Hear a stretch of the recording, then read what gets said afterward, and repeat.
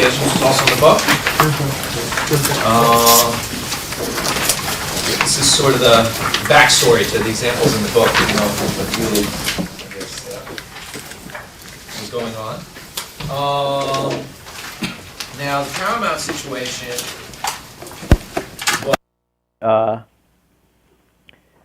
hostile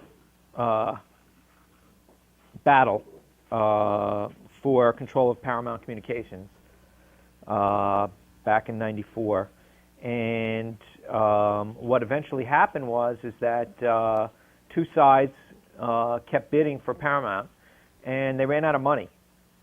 So they started throwing on stuff that wasn't real money, just, you know, this piece of paper, that piece of paper, this piece of junk, that piece of junk, and they were battling back and forth, and they had all these different rounds of bidding. And so part of the deal happened in cash. In other words, the first half of your stock, when the winner Viacom finally won the battle, they were going to buy half your stock in a tender offer. Anyone know what a tender offer is? Does everyone know what a tender offer is? Okay, so they were going to buy half your stock in a tender offer on the front end and buy 51% of the shares, or 50.1% of the shares actually in this case, for cash. And then they were going to give you all that stuff that they didn't have on the back end. Some of it was stock and some of it was some other stuff. But it was very funny how it happened, because it was really one of the most complicated deals ever, because they really truly did run out of money and they didn't have value to give, you know. And so they were throwing on all these different kinds of securities that they said would have value down the road, and this and that, and sort of the investment bankers finally, the quote-unquote neutral investment bankers finally chose Viacom's package of stuff. And this took place, let's just say you didn't play the merger, the whole battle. There was money to be made there. But if you didn't play the merger, and long after this thing was off the front page of the Wall Street Journal, in other words, the front end was done, Viacom had bought 50.1% of the stock for cash, and then you had sort of the cleanup 3-4 months later of buying out the other 49.9% for a package of securities. So this was no longer, when this proxy came out June 6, '94, this was no longer on the front pages, and they were just cleaning up the other half of the deal. Not half the value, but half the stock they were buying. So if you look on page 12, this is what you were getting in the back end of that deal. Number one, 0.93065 of a share of non-voting Viacom Class B common stock. Not very complicated. You're getting 0.93 of a share of what's now going to be a very leveraged company, because Viacom bought a company that was actually bigger than itself. And part of the purchase price, you're going to get 0.9305 shares of stock. Viacom stock at that time was trading at 28 5/8. In the middle of this battle, before they won, the stock was at 34 and change in February of that year, and now it's June 3rd. You know, the deal's over. Stock's gotten pummeled because they're issuing, you know, millions and millions of shares of stock. People think they overpaid because they sort of, you know, whatever that's called, the winner's curse in auctions, where the winner sort of paid a lot for it, and so that's the way we're looking at it. So you get that. That's pretty easy. Then you get 1750 principal amount of 8% exchangeable subordinated debentures of Viacom. So I don't know what those are, but you're getting them. 1750, and that's face amount, 8%, and they're exchangeable and subordinated, and it's a very leveraged company, so there might be a question as to what those are worth. You have to do evaluations to figure that out. The stock, of course, at this time is only trading based on what you're getting on this package of stuff, because the front end was done, and now you only have the last 100 or 200 million shares to buy on the back end. So there's plenty to trade here. Number 3, 0.93065 of a contingent value right, representing the right to receive, under certain circumstances, cash or securities, depending on market prices, of Viacom Class B common stock during a 1, 2, or 3-year period following the merger. Clear enough? Your getting point, contingent value right. We'll call it that. Looks easier that way. Now we get number 4.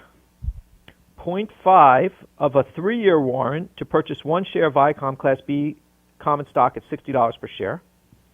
So you get 0.5 of a warrant struck at 60.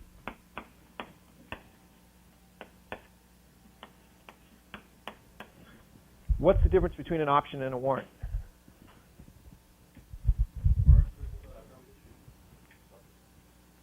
Yeah, they operate as you own them. They operate the same way.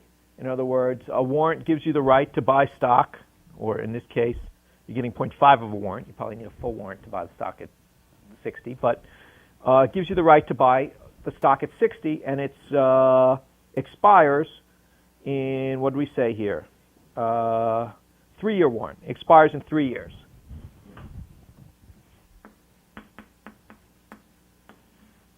Expires in 3 years. Stock's at 28. Stock's got to more than double in 3 years. Might have some questionable value, or money you don't have. They just threw that in. And then the next thing is 0.3 of a 5-year warrant. Okay, and the answer was correct. The difference between a warrant and an option is the warrant is issued by the company, so this cash would go to the company when you exercise it. And with an option, that's not a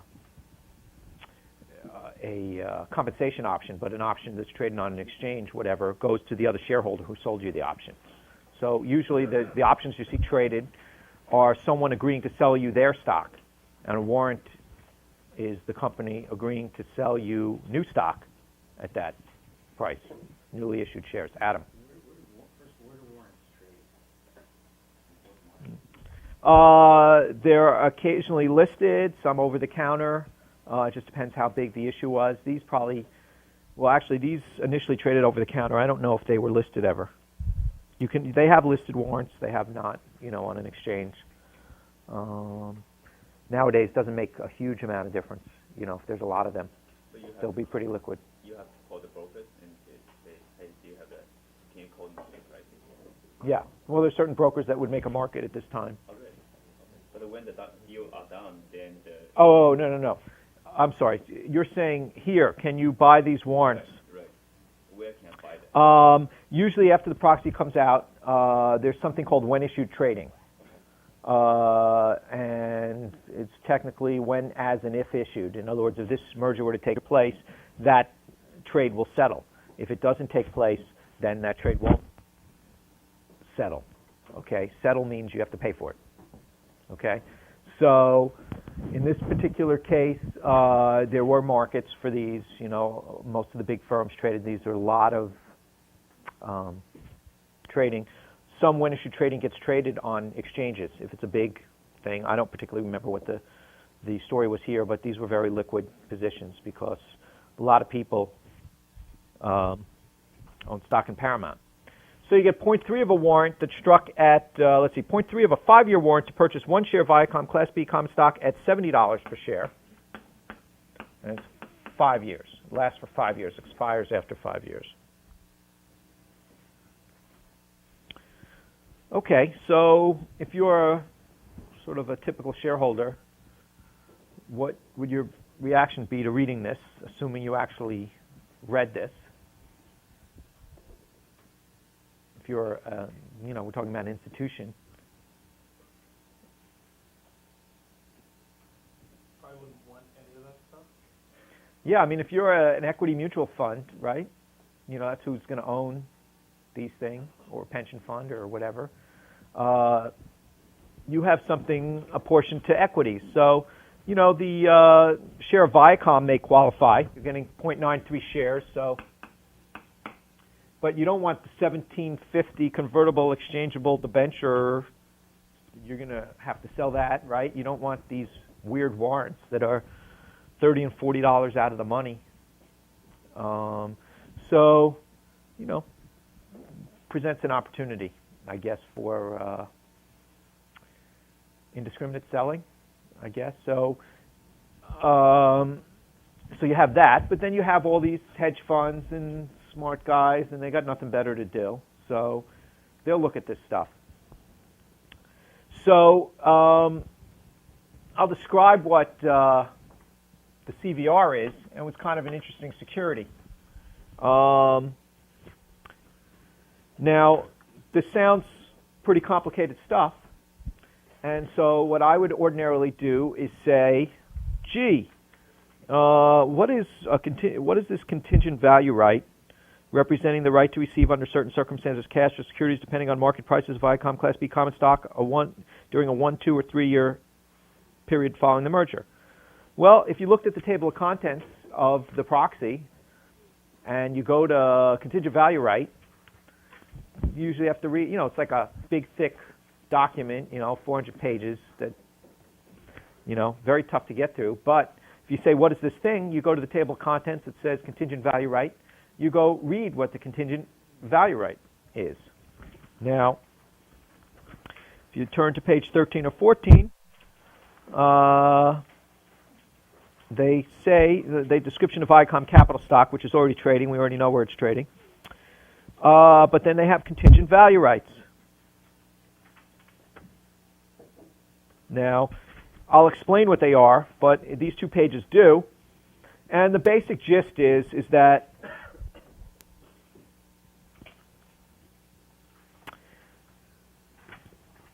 let's see where the maturity date is. I don't know. They'll say, let's just, as an example, because this is a very specific example. So what you're getting is 0.93065 contingent value rights for every Viacom share you're getting, because you're getting 0.93065 shares. So what this contingent value right says is, listen, if our stock is not at $48, okay, by such and such a time, let's say 2 years out, okay? I think it was even less than that at that time. We will pay you the difference between the market price. The contingent value right will be worth the difference between $48, all right, and the market price of Viacom stock, which is now at $28.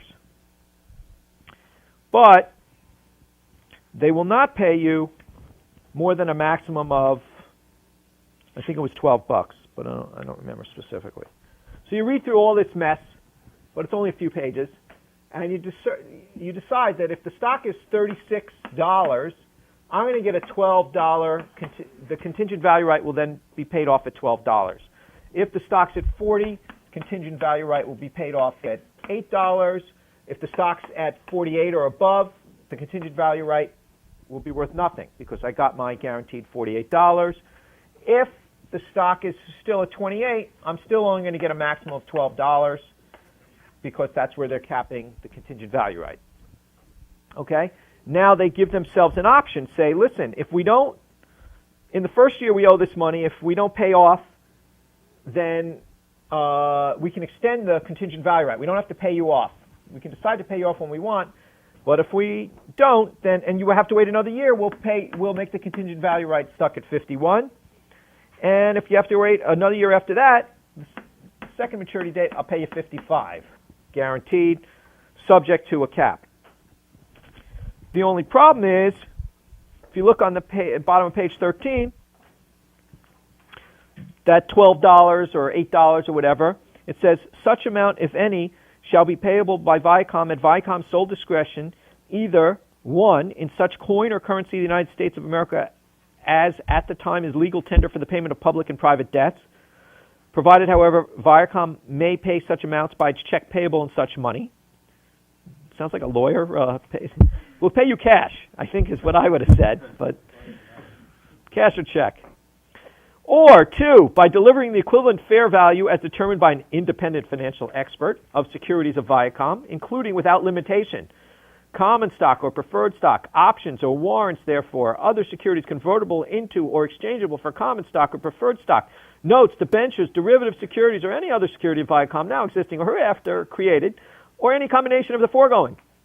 There can be no assurance, however, that such securities, if issued, would ultimately trade in the market at a price at or above the value determined by the independent financial experts.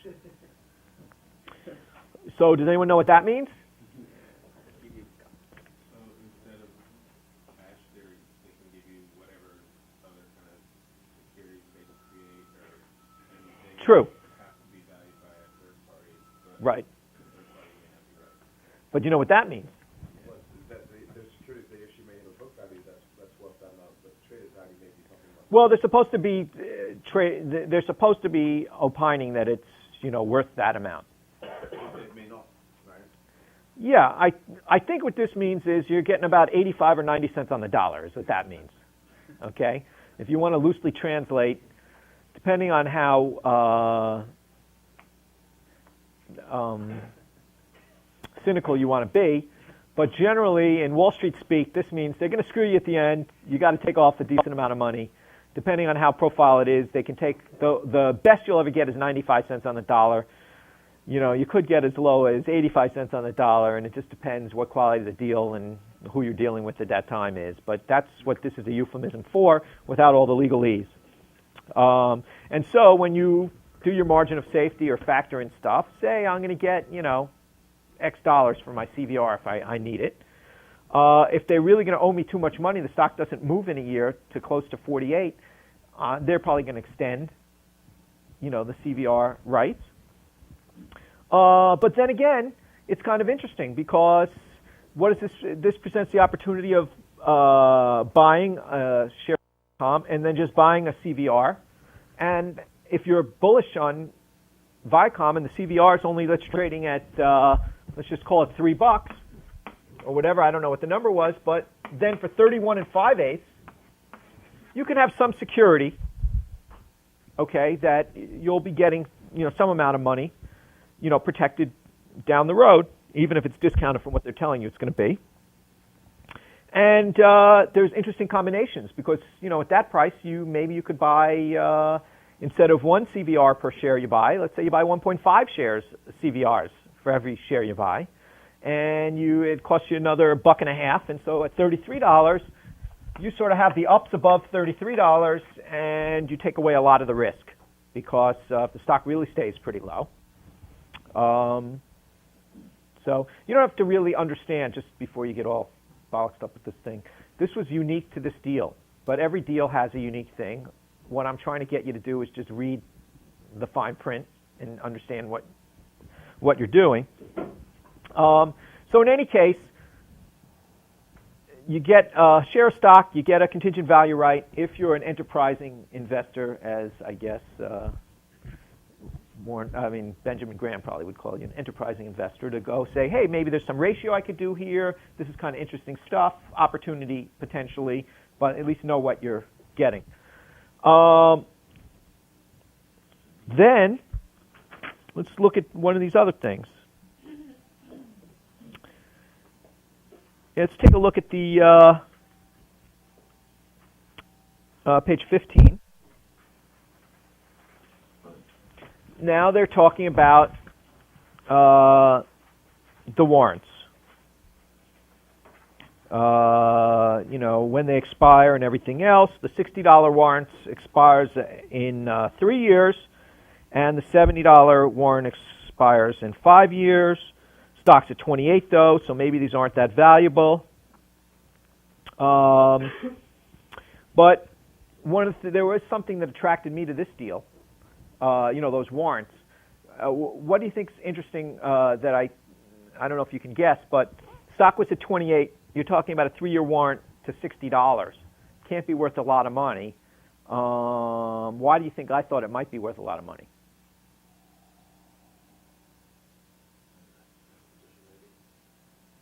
Well, they just did a big acquisition.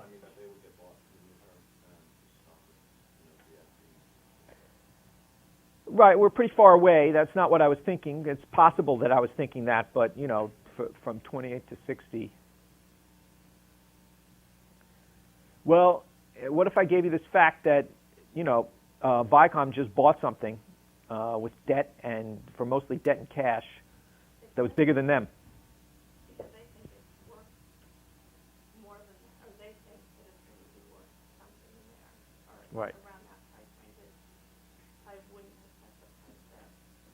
There wasn't, maybe they're setting. Well, I would argue the other way and say they want to give me as little as possible, so I don't want to dilute myself till, you know, maybe never, you know, if we don't get to $60 by then. What I was thinking more is what I saw in this situation was leveraged. It was leverage. So in other words, if you have a company that has $2 in equity and $8 in debt, and the company's worth $10, okay? And the value of those assets, and they were buying pretty good assets, you know, movie library, a lot of other stuff, production stuff, you know, TV assets and stuff like that. What would happen if those assets that were at $10,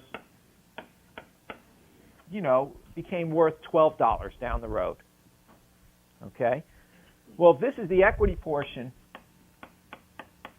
for a 20% move in the value of the assets, which could happen over 3 years or even a year or whatever, you can get, you know, the equity's now worth $4.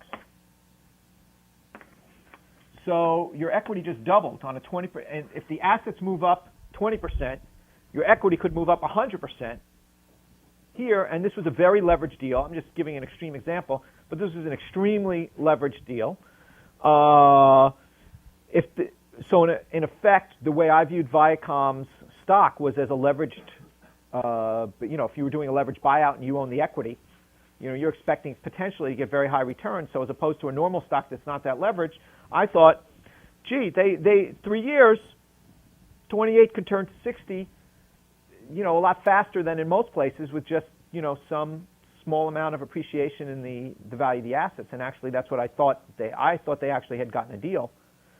So they could be worth some money. So then I read on, and now you have 5-year warrants, and I think I said in the book, gee, anything could happen in 5 years. The horse could talk or whatever. But if you read on page 16, first full paragraph, in the case of Viacom 5-year warrants, such payment, in other words, what you have to do here, the bottom of the other page, to exercise all or any of the Viacom warrants represented by a Viacom warrant certificate, the warrant holder is required to surrender to the warrant agent the Viacom warrant certificate, a duly executed copy of the subscription, and payment in full of the Viacom warrant exercise price for each share of Viacom Class B common stock as to which a Viacom warrant is exercised. In the case of the 3-year warrants, top of page 16, such payment may be made in cash or by certified or official bank or bank cashier's check payable to the order of Viacom. So basically, what this saying is you have to pay cash for, you have to pay $60 to get your shares of stock. If the stock's at 70, your warrant's worth $10. Half a warrant would be worth $5 at that point.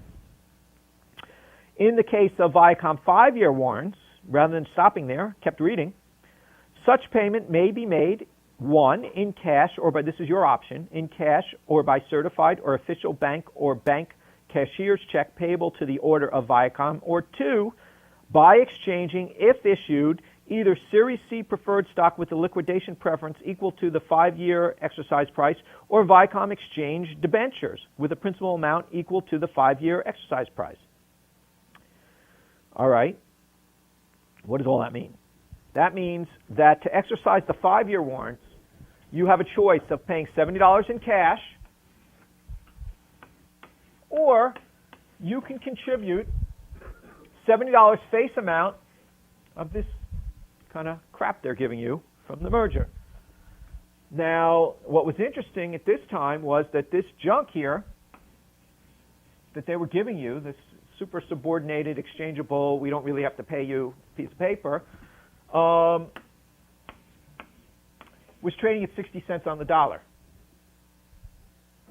So by buying one of these 5-year warrants and some of this paper with 60 cents on the dollar, you could use it to purchase Viacom stock, okay, at face amount.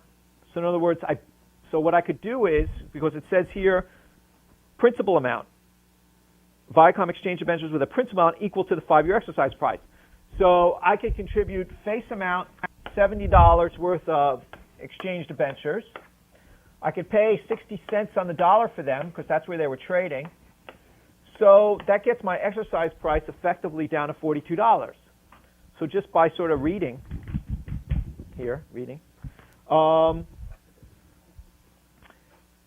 these 5-year warrants now turned into 5-year warrants struck at $42. Now, of course, you had to buy the bonds and everything else today, and you have to factor that all in. But effectively, that was light bulb going off saying, hey, those warrants aren't 5-year warrants at 70. They're 5-year warrants really struck at $42. So buying a combination of those, and there are different ratios and everything else if you want to get complicated. My ratio was, I think, 1 to 1. You could turn those 5-year warrants into warrants struck at $42. I told you the whole leverage story on the 3-year thing. 5 years worth of leverage, this could be worth lots of money. Okay, and it also made the debentures worth more because they could be used in conjunction. So more people would be buying the exchangeable, convertible, or whatever debentures because combined with this, they were truly worth the $70. So it was a way to get your face value out of something that ordinarily wouldn't be worth face value. And relative to the cost of the bonds, the warrants weren't that expensive. So really, for a very small extra amount of money, you could sort of make those 60 cent on the dollar debentures money good, in effect. Can you explain why the company would structure it that you could pay with the debentures and the face value? Well, number one, I could tell you what I think.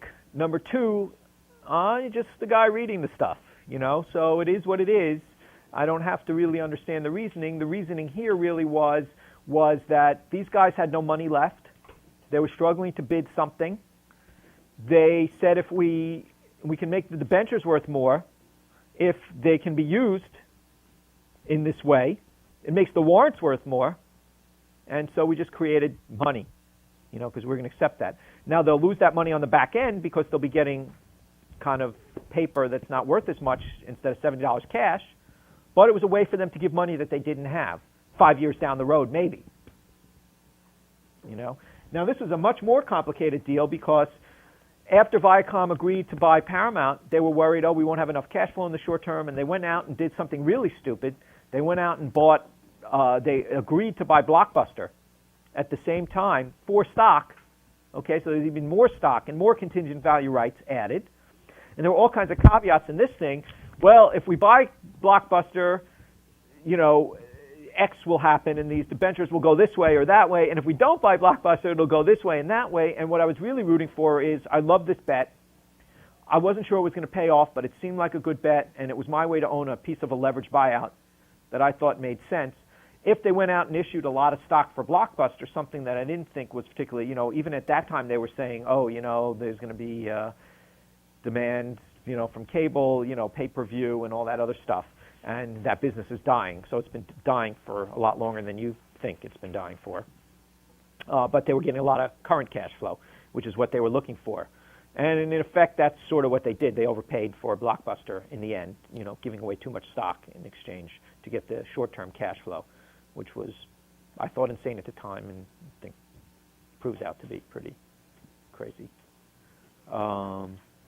But on the other hand, Sumner Redstone owned a huge position in Viacom. He owned most of the float and all the voting shares. And one reason why you'd give away a lot of stock in exchange for current cash flow is that I guess he didn't want to lose all his money. So giving away stock, yes, he'll dilute his future value, but at least he'll be buying something with cash flow. It wasn't a negative thing he was buying. So as long as you're giving away stock, you don't go to zero. So it's a way of taking off some leverage, but it's just really ill-conceived. But in any case, my point here, and then there were all kinds of things on the merger debentures and, what happens and everything else. And the important thing is not You can read through the parts I highlighted to see how complicated the whole blockbuster thing got.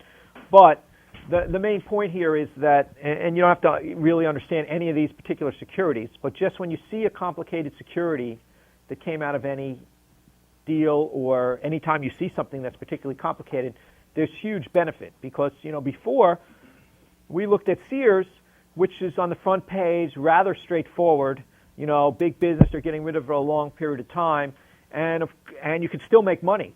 But here, when you really get into esoteric securities and weird stuff, and it seems really boring, but it's, it's kind of exciting when you say, well, I'll put in $1 and they'll give me like $1.50 in like 3 months, and that's a good deal. And you find, this is one of the ways you find it, and you completely understand why other people aren't going to find that. And even with all the hedge funds out there, there's usually not that many guys thinking that creatively. Especially when you're small, if you ever do this for yourself, you'll never run out of opportunities. What generally happens is that guys who are really good get very big, stop looking at smaller opportunities, and there's a whole new avenue for new guys to come in and look at these things. Same with value investing in general, where smaller cap situations and stocks, if you're really good at this, you make money, and you're running more money, and you stop looking at some of the smaller opportunities that an individual could take care of, take a look at. So regardless of what you do, if you go into investment banking or whatever else, by knowing this kind of stuff, you can really compound your own money, huge rates of return. And that situation will, I don't think, ever end. In other words, if you look at smaller cap stuff, more obscure stuff like this, even though it's a high profile deal, this one was out of the papers for at least a few months, and it was kind of complicated. And you could see naturally people don't want to do the work. They don't know what it is. I mean, it's complicated stuff to sit here and read, but it's not reading the 400-page thing. You say, oh, what is the contingent value right? What is that 5-year warrant? And the more you see, the more you know what to look for, and the less time it takes to sift through the 400 pages. You sort of say, oh, there, all right, there's nothing there, or there's something. I got to look at that a little more. And maybe it ends up taking a little work, but you don't start, digging for the buried treasure in like all over town. You hone in on the few areas where you see an X, and that's sort of the way I was describing it. All right, I got a couple more in here. It looks like we'll have time for at least one of them, and we can talk another time. Let me say before people start running out too, that I think we're going to ask you to do, in addition to looking at American Express, and a lot of people have already read this, but reread it, because we're going to have next class, we're going to talk about, Warren Buffett, different things we learned. And so, that the book of Warren Buffett, what's that called, the Lawrence Cunningham, essays of Warren Buffett. So I'd like you to look through that again if you haven't read it, or read through it if you haven't read it for Wednesday's class, and we'll talk about that as a non sequitur. And also, feel free to bring in any, I just found 3 things in 3 days that are huge spin-offs and everything else. But if you want to talk and, we can analyze them together. I was trying to tell you, well, this is the first thing I thought of here, and this is, and that's like the most helpful stuff. That's like giving you experience that, that I have, that you won't look at it that way, but maybe a few things, hit you, and a lot of it you have to do yourself. But if, I can sort of push you along a little faster, that's sort of what I'm trying to do. So, feel free to find something in the paper this week that looks interesting to you, and you were thinking about it. How would I think about that? Why would I look at this? Why wouldn't I look at this? Sometimes I'm right, sometimes I'm wrong, but at least you'll hear, my impression when I'm reading through the paper. What looks interesting, what doesn't look interesting, or what would I spend my time on, and things of that nature. And I think that'll be helpful. Okay, page 23.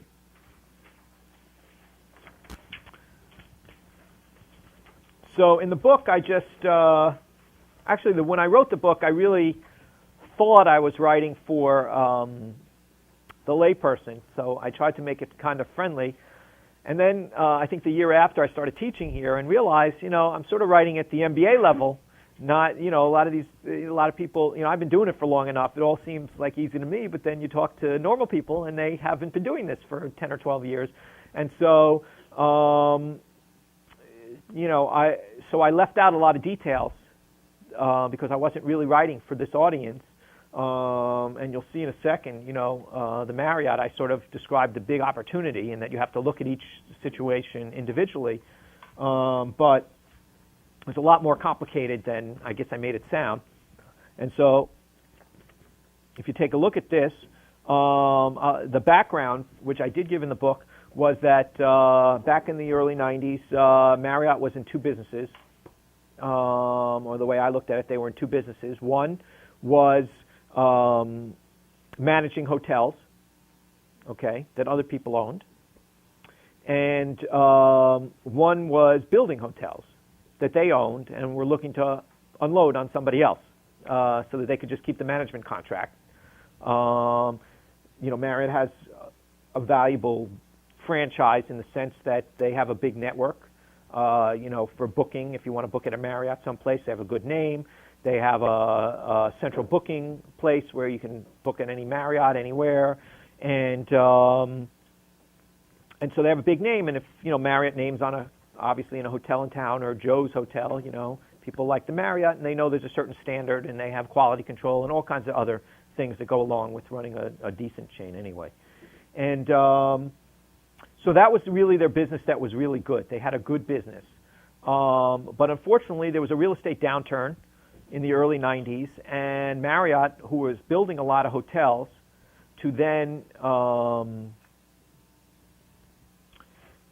they were eventually trying to unload and keep the management contracts for the hotels. So in other words, they'd have so one involved putting a lot of assets in a business, owning hotels, yet managing the hotels was a low asset business, high return on capital business, and that's the one they really liked. But in the real estate downturn in the 90s, they got stuck with a lot of hotels that they had built, a lot of capital in those businesses, and they were really hurting, and they couldn't sell those hotels, and they were stuck with tons of assets on their balance sheets. They had a CFO who was a pretty bright guy, and he said, gee, I'm looking at the debentures on all our debt that we used to borrow money and that we blew on all these hotels.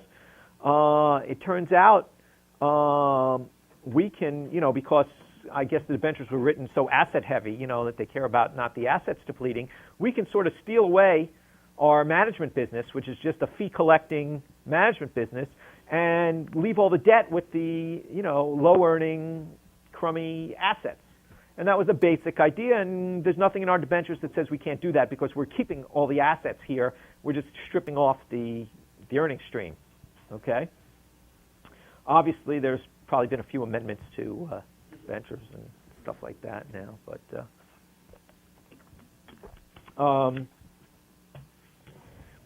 so, what I described in the book was that most people said yuck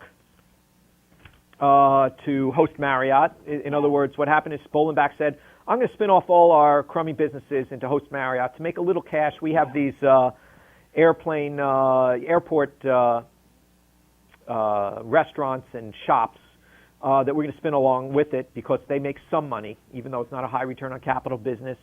They make some money. That's when you buy a pizza for $7 at the airport. That's host Marriott. Little pizza like this size. And that's what they do and sell you, candy for too much and stuff like that. So that business plus all the hotel business, they were going to spin off into sort of the bad business, host Marriott. They were going to stick all the debt on it. And it looked like from the Wall Street Journal articles that, it's going to be about $4 a share in book value or something, about $400 million in equity, assuming there were about 100 million shares, it's going to be in host Marriott, and $2.2 billion or so in debt, or $2.3 billion in debt. So, and then the good business, which was Marriott International, which was really just the income stream from managing hotels, that was going to also be spun off and almost debt free. So they were going to load all the bad stuff on the bad business and keep the good business relatively debt free. And as you would imagine, everyone went yuck to the a thing, and I wrote in the book that, of course, one thing that piqued my interest was the fact that Bolenbach was going with the yuck business, the one who thought this whole thing up. The other thing that struck me was, I always liked this leverage idea. I was always jealous of the leverage buyout guys. They were making so much money, so I was always looking, like, whether it's Viacom or something like this, where leverage could be a good thing if the values are actually there. So I didn't know if there would really be values or they were just selling us the junk in Host Marriott. But I said when it happens, when all the documents come out, and if you look on page 23, 24, 25, 26, it's the table of contents, very long thing. But I could poke through this and try to figure out what I was getting. On page 28, you have all the complicated financials, 28, 29, Marriott International. You have Host Marriott on page 30, and there you have that they have, or page 31 actually, Host Marriott pro forma consolidated statement of income. They were going to be losing money.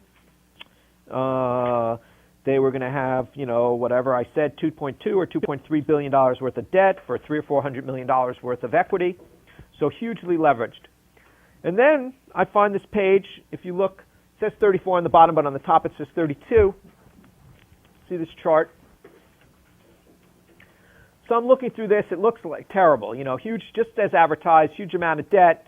They're going to be losing money on a pro forma basis. It just looks ugly, okay? Then I find this chart. I say, that's an interesting chart. I didn't really probably say that, but I tried to figure it out.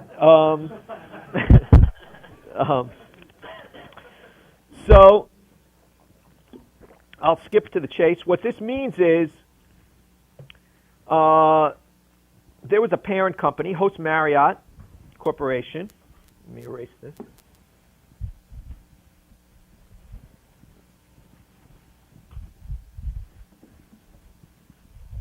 Okay, so what this chart says is here's a parent company. And this parent company has this list of assets. You see that list, the retained businesses, okay? Over here, this list, 11 full-service hotels, all that stuff. Here's the parent. That's called Host Marriott Corporation. Then you had a box here that says HMH Holding, new notes guarantor, credit agreement borrower. So that was kind of interesting to me. Okay. So all the other assets were in this thing. And it turned out, when you look through this, it said, this is the only entity, the subsidiary is the only thing that was going to owe all that money. So most of the debt was owed by this subsidiary, which held, most of the hotels and, a lot of the assets of the airport shops and food places and everything else. And this was going to owe about, I don't remember the number, I think it was $1.8 billion out of the $2.2 or $3 billion, okay? So what that means when it's owned by the subsidiary, this is the guarantor, meaning whatever assets were in here owed the $1.8 billion. If they could not pay the $1.8 billion, you could not go to the parent to collect the money because the guarantor was over here. So the parent was not guaranteed. So they say, hey, you can't pay us, so they can attach these assets. They can come after all these assets, but they can't get to anything in the parent. Okay? So, number one, I like this because this is a standalone entity with $1.8 billion. I don't know how much equity really was in here, but I would imagine since they're guaranteeing that it's a possibility that they can pay this debt off and there's more value in here. But here's a parent that doesn't owe all that debt. The parent only owes whatever, the remaining $300 or $400 million, not this $1.8 billion gets wiped off. And I said, gee, what's in that parent? And it says 11 full-service hotels, 11 residence inns, 9 airport concessions, I guess, 6 toll roads, 3 stadiums and arenas, 26 restaurants, 31 partnership investments, 33 partnership investments in 1 undeveloped land parcel. Now, you could probably figure it takes some scouting work to figure out what that is. But one of the big assets in this was something called the San Francisco Marriott. And out of the 300 or so of debt, I think there was at the time, 250 was on mortgage on the San Francisco Marriott. Now, the San Francisco Marriott was not doing too well at that time, and so that was at risk. But it turned out that the $250 million mortgage, when we did some research, was non-recourse, meaning they could only take the hotel. They couldn't attach any of these other 10 full-service hotels, 11 residence inns, airports, blah, blah, blah. So in other words, what looked like a hugely leveraged thing when it was written up in the newspapers and everything else, by actually doing the work and finding this chart, okay, and then looking to see what it meant, said, well, all these assets, yes, they can have, but they can't get to the parent with that $1.8 billion of debt. Now, the parent, the vast majority of the debt is owed by one hotel, and that debt is non-recourse, meaning they can't come after the rest of the parent's assets for that recourse. So now I almost have a debt-free business in the parent. And we were paying for this whole thing, because everyone hated, about $4 a share. We figured out, we said, all right, let's write off the San Francisco Marriott, even though we had a leverage play there that maybe could be, the equity could be worth something. We valued the rest of these assets at around $6. Plus, we had the call on anything above $1.8 billion here, above the debt on all these other assets, the main assets here. If they ever became worth more, okay, we figured they probably were worth, you know, we didn't know, but $3 to $6. It was very hard to value these assets. But if we knew that we had almost a risk, you know, a debtless parent, the worth $6, plus the call on this, plus I was only paying $4, that was pretty good, all from sort of reading this mess and all from saying, hey, let me see what's really going on here. Is Bolenbach really jumping off the ship to a sinking thing? He was a pretty smart guy. And he structured these things. And we'll talk about another time because it's really interesting, is the next one, which was Liberty Media. It's a famous one, John Malone, but it's very interesting. Bolenbach was pretty famous. I think he came from, when Donald Trump's casinos went down the first time, Bolenbach was his CFO, who got him out of his mess and really got him back to being a billionaire again. And he jumped to host Marriott after that, and pretty clever guy, came up with this whole scheme. You know, they were going to get options and everything else on this company where it was struck, you know, where it came out. So usually when you look for a spin-off, one of the things I look for is how is management incented? And I also look at the timing of how management is incented. So in other words, if the price is based on, let's say, the first week of trading or the first day of trading after a company comes out, the incentive of management would be to say, this thing stinks, it's the worst thing I've ever seen, because if its options are getting struck at that price, they want to tell you this thing is just horrible. They want to make it as tough as possible to buy. They want to make it sound bad. They don't want to help you with anything. And, you know, yet he was able to structure his entity pretty cleverly. And so when you see an operator like that, and the next one, John Malone, which we'll talk about another time, but this was Liberty Media, has all the stuff.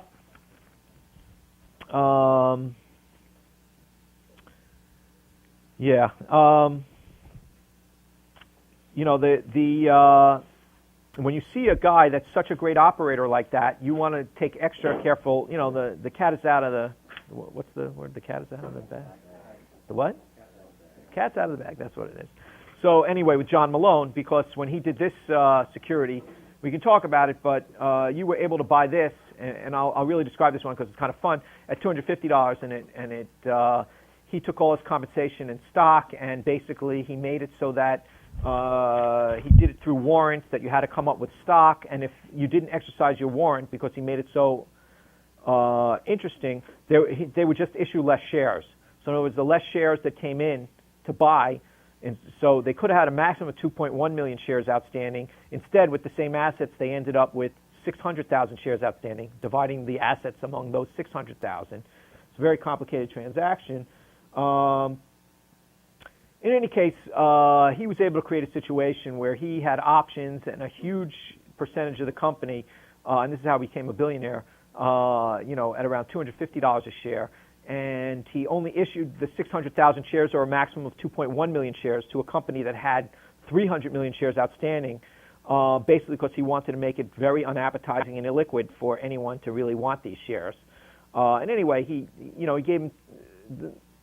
We had the opportunity to buy the stock at $250. It went to $3,000. And it was all in his structure. Then that the assets suddenly ballooned. So even though this stuff looks kind of complicated, and we'll describe that one another time, but it's almost the more complicated and the more purposely complicated something is, unfortunately, that's the ones you want to look at. But once you start getting in, you see one thing, then you see another, then you see another, the chase gets a little exciting when you're trying to do that. We had actually a preferred issue in Marriott when we were looking at it, and the preferred was convertible into stock of Marriott. Now, when they split the stock of Marriott, the way they structured it to get out of paying the debt is they made the parent host Marriott. There was let's say a $26 stock, so they made the parent be the host. The host Marriott be the parent. The $4 stub was going to be the parent. The spinoff was the $22 brand business. That's how they got. So they kept the parent with all the debt. Okay, and that's how they structured that. Now you had a choice of converting. I'm just telling you this in broad brush, just to tell you the weird stuff that goes on. You had a choice of converting your convertible preferred into Marriott International, the good business, or the bad business. And they had to pick a price at what your new conversion ratio is. So if you had a $26 stock, you were going to get 3.7 shares of that stock.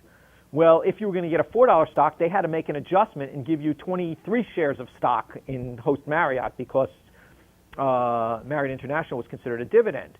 And he made this thing look so ugly, he wouldn't even tell you what the conversion ratio was beforehand and everything else. And I wanted to own the Host Marriott, like the only one, so he made it almost impossible to keep your preferred stock. He wanted you to convert into Marriott International, so there'd be less shares outstanding of Host Marriott. We got 6 phone calls the last week having people like coming to our office to help us fill out the forms so that we could convert into Marriott International. And every time they would call, we'd all laugh, because we knew what they were trying to do, get us not to take the Host Marriott, the piece of garbage. And they called, so it just got more exciting. Every day they would call, like, okay, have you decided to do it? Well, this is how you do it. This is how you fill out item 1. We'll send someone in there for you, and every day it was like, you do. So, we just played, we'll get to it, we think about it.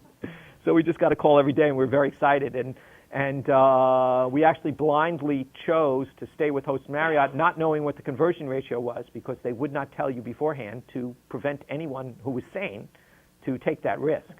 And we had our lawyers ready anyway.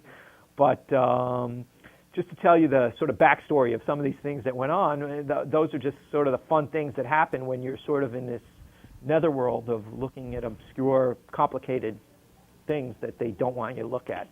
A lot of opportunities there. Anyway, we'll talk about all kinds of situations as the course goes on, as many as you want. But Wednesday we're going to get back to a little bit of basics and talk about the things that we can take away from reading about Warren Buffett. I also really want you to do some work on American Express and see if any of the suppositions that I made here today, and I don't know the answer to them yet, make any sense. And I'll see you on Wednesday normal time. Regarding on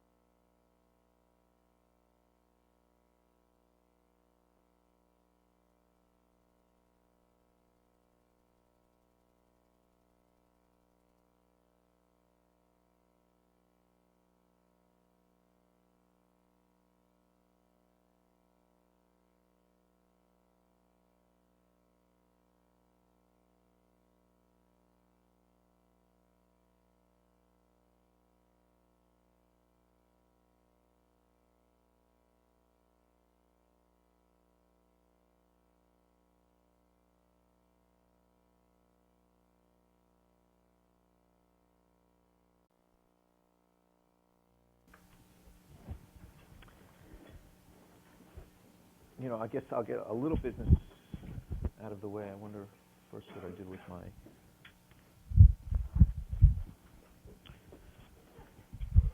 Okay, good. Your first assignment will be due March 16th. Sounds like a far way away, but we have a class this coming Wednesday. The following week, I am out. I was hoping to reschedule a class, and I'll discuss this again next class, for the following Wednesday during our normal time.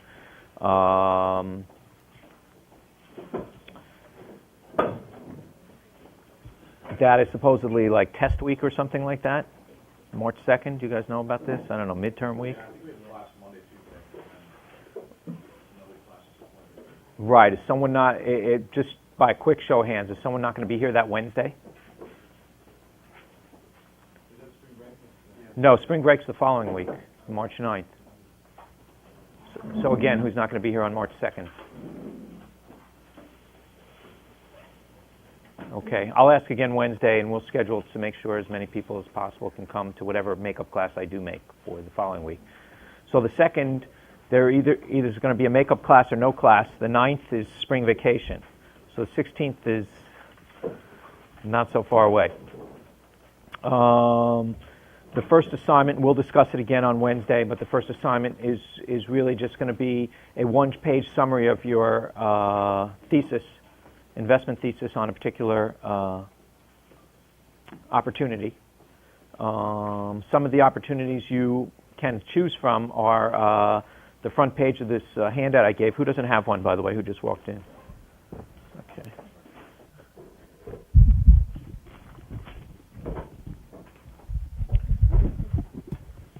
Anybody? There you go. Who else? Nobody? Okay. You can look on the first or second page, and we'll discuss this later. This is just idea generating for your March 16th assignment, which is really just a one-page thesis and then backup work. So in other words, if you say it's selling at a relatively low EV to EBIT or something like that, well, the backup work's going to be in the back. You'll give me your summary line of why it is, but I don't need 10 Ks or 10 Qs or anything like that. What I really want is any work that you've done. Any tables you've put together, any analysis that you've done, any phone calls you've made, whatever it might be, to arrive at your thesis. I understand that once you start working on something, it may be turn out that it's not as cheap as you thought, or and really I'm looking for your valuation work, so you can say my conclusion was, this ended up being fairly priced. These are the reasons I thought it would be cheap. These are the reasons why I think that's wrong. So I'm really looking for thought process. If you could also put out your name tags again today, I appreciate it.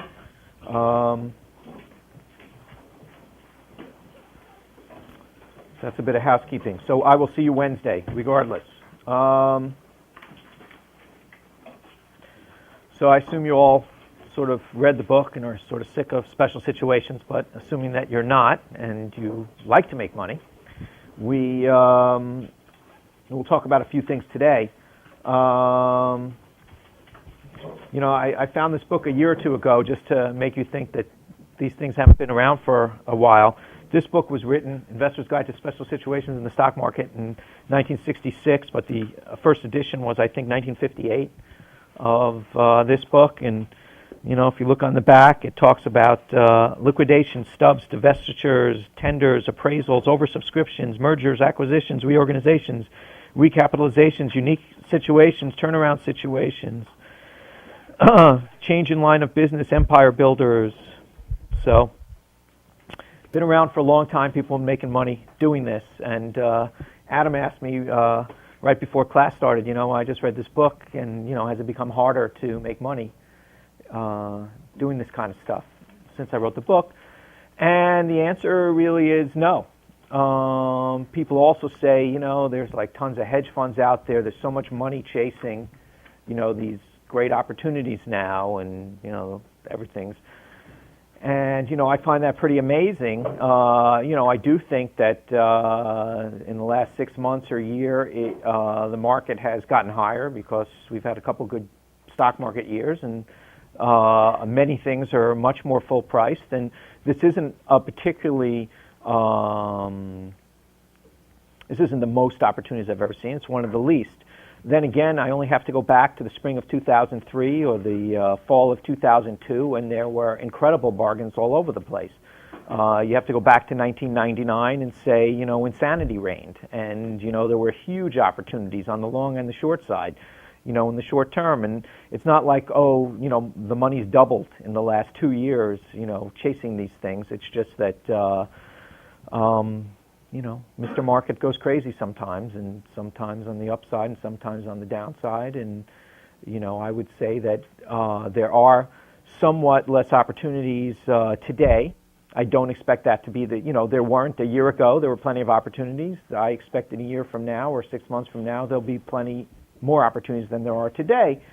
But just to talk about what opportunities might be out today, I was looking in the paper this morning, and I actually saw this on the wire last night. They just had an announcement, Sara Lee was going to sell off a bunch of assets and spin off one of their big divisions. And so I pulled this. I get a couple of reports.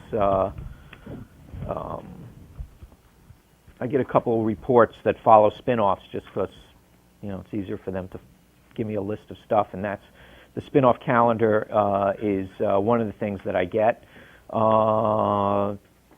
You really could get this by, for $1, by reading the paper, but, or off the internet and many, many sources, but I don't really even look at these that closely. Occasionally I'll skim at them because I'm following them day to day.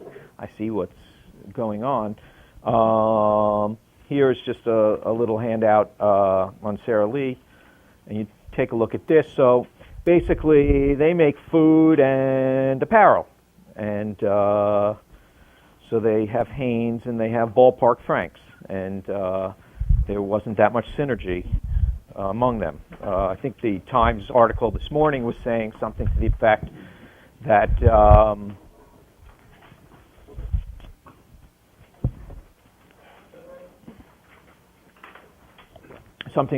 the buyers for these different brands, even if they're all sold in the same store, whether it's a supermarket or there's different buyers for all these different things. There's really almost no synergy between these. It's a huge company. Tons of different brands. I think when you get this, one of the things that caught my eye when I read it, does everyone have one? Okay. One of the things that caught my eye when I read this, if you skip down to the bottom paragraph, and you can read this on your own time, the last line, it says, the branded apparel segment of the business, for instance, generated a single-digit operating margin and an 11% return on assets in 2004, while the beverage and household products division produced margins and returns on assets of about 16 and 20%. So, 20% or more return on assets in some of the household products division may look interesting. They're selling some, they're spinning some off. That could be a good business. Obviously, why would, now it says the branded apparel segment of the business generate a single-digit operating margin, and 11% return on assets. So we went through that whole analysis, and we're looking for stuff that has, high EBIT to tangible assets and stuff like that. So why would I, even take a look at that one? And why would that be interesting? I understand why that 20% more return on assets is interesting. We're going to look at that, good business, or try to buy it at a bargain price. We get that part. So why is the 11% return on assets potentially interesting? Might be really cheap when they spin it out or something like that. Yeah, if I were what I was doing 25, 30 years ago, what Buffett was doing in the 50s and early 60s, I might say, yes, it's a crappy business, but I can buy it really cheap. That's not really what I do anymore, really, from the School of Hard Knocks. Not that I didn't get paid, but you just get paid a lot more for buying good businesses. So why wouldn't I just write this one off? Yeah. Maybe because of the neglected part of the company, it wasn't run as well as it could be. That's one reason, yeah. So maybe they could do better. So that 11% is not static. Are you going to buy the parent company because once it's spin off? You know, I didn't even look close enough to know which one's going to be remaining the parent. They're splitting off. And what I call, so, you know, all those studies that you read in the book, or the study that you read in the book, saying that the spinoff does better than the parent. Generally, and that's an average over a long period of time. Usually the spinoff is the smaller company, but occasionally the spinoff will be the larger company. And I'm not sure even if there's a correlation between which one's larger and which one's small is going to do well. What I would just say generally, without looking at statistics too much, is they both present a potential opportunity. And I would not look at either one or say, oh, I'm only going to look at this one because that's the spinoff. I would look at both. In this case, they may be equally sized. I don't really know. Just I think Amex, when they spin off Lehman Brothers, I think that's huge. You should take a look at Amex because they spin off a bad asset, which means when they were put together, there should be sort of the discount because they have good business and there's bad business. You know, if you put them. Well, that's a good point. I mean, we basically there is generally a conglomerate discount. You know, a guy who really has an opinion on the apparel business or the branded apparel business or the branded food business. You know, different strokes for different folks.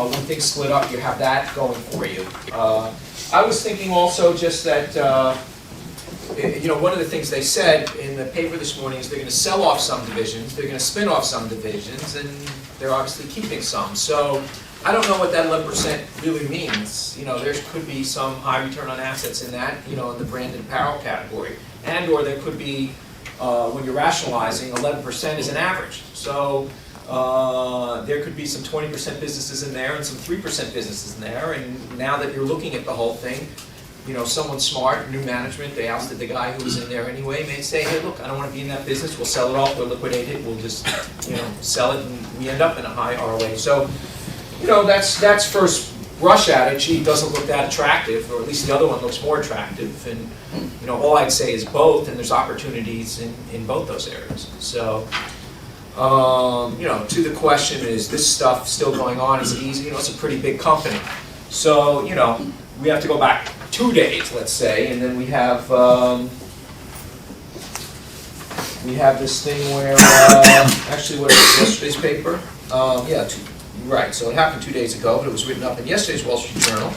You have Hewlett-Packard, board oust Fiorina as CEO. And the big speculation is they're going to break up that merger. You know, there was a big dispute when this compact HP came together, as you're familiar with. And, you know, you had sort of a low return computer business.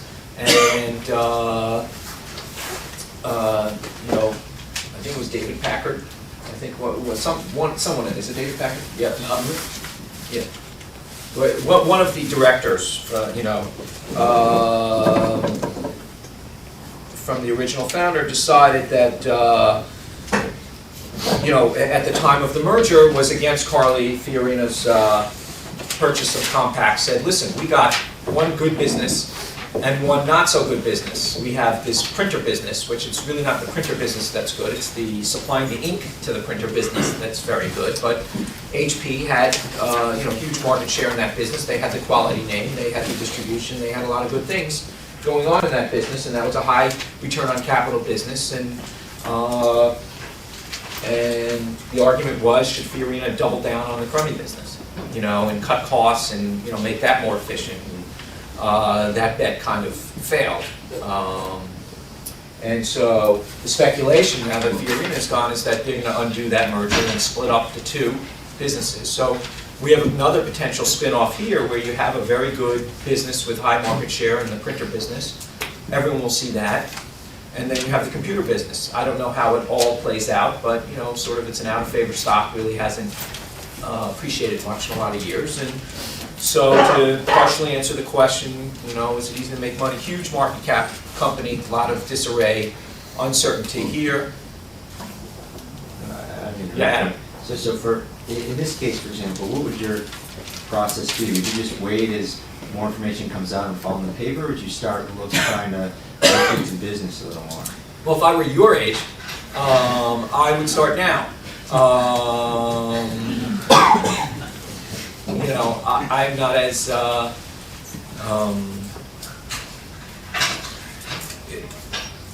well, I would just say I look for more low-hanging fruit now, so that I'll look probably further along in the process, but there's a lot of money to be made now. In other words, this is still a big mess.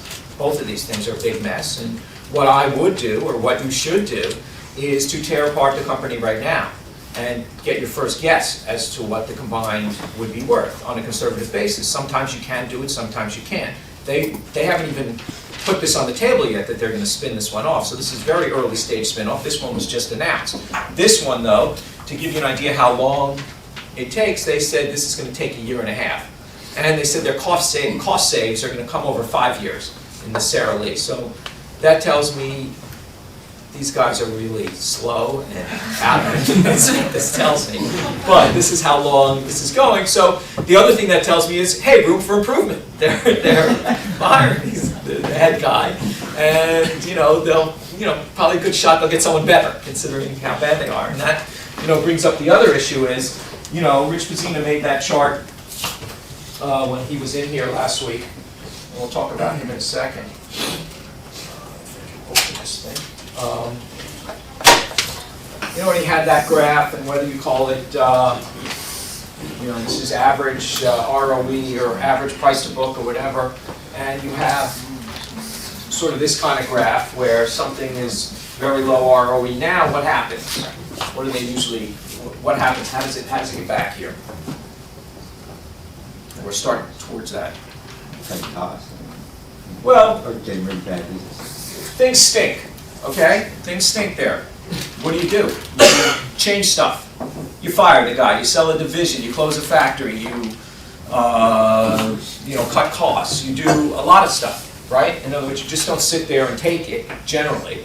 And so the natural thing is to make changes. So, sometimes when I own a company, I'm actually, and I think it's really cheap, and it's being run badly, I'll say, I hope things get worse, because I want these guys gone. And if they're not getting rid of them now, in 3 or 6 months, if things continue to deteriorate, they won't have any choice but to get rid of these guys. And as long as I've left myself enough margin of safety to suffer through that, that's one of the benefits of having a long-term time horizon.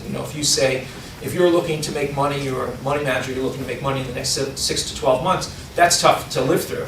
But if I'm getting a big discount and I'm looking out 3 years and saying, look, here's assets. They with this stuff going on without doing something for more than another 6 or 12 months. So there's an occasional time where I have a company, I'm rooting for things to get really bad, even though I still own it, because I've already put that into my stock price. Everyone knows it's really bad.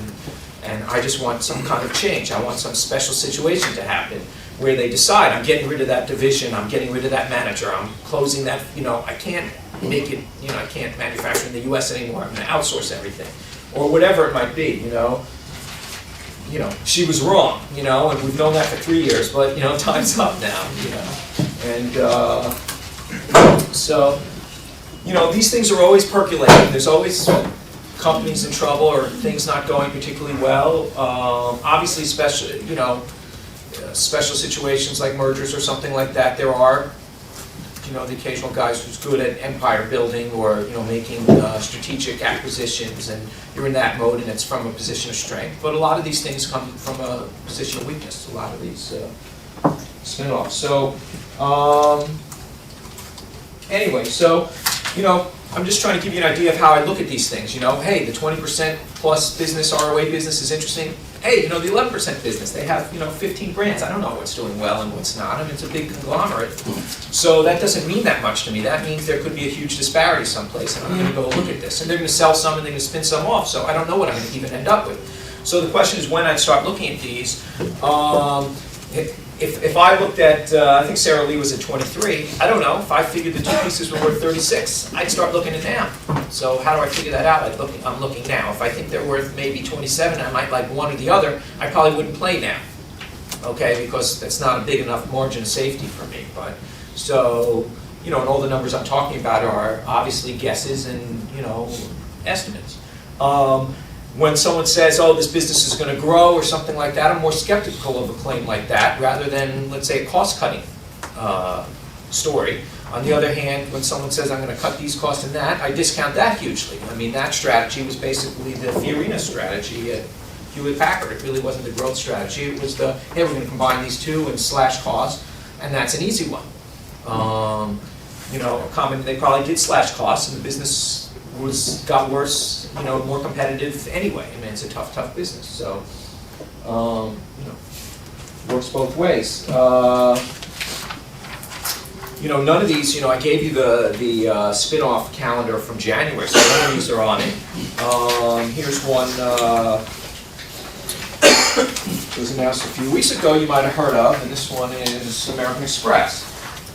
Okay, these are all large cap companies, and if you're an efficient market guy, I'm not going to look here. 30 analysts are looking at this. This is what they do terribly.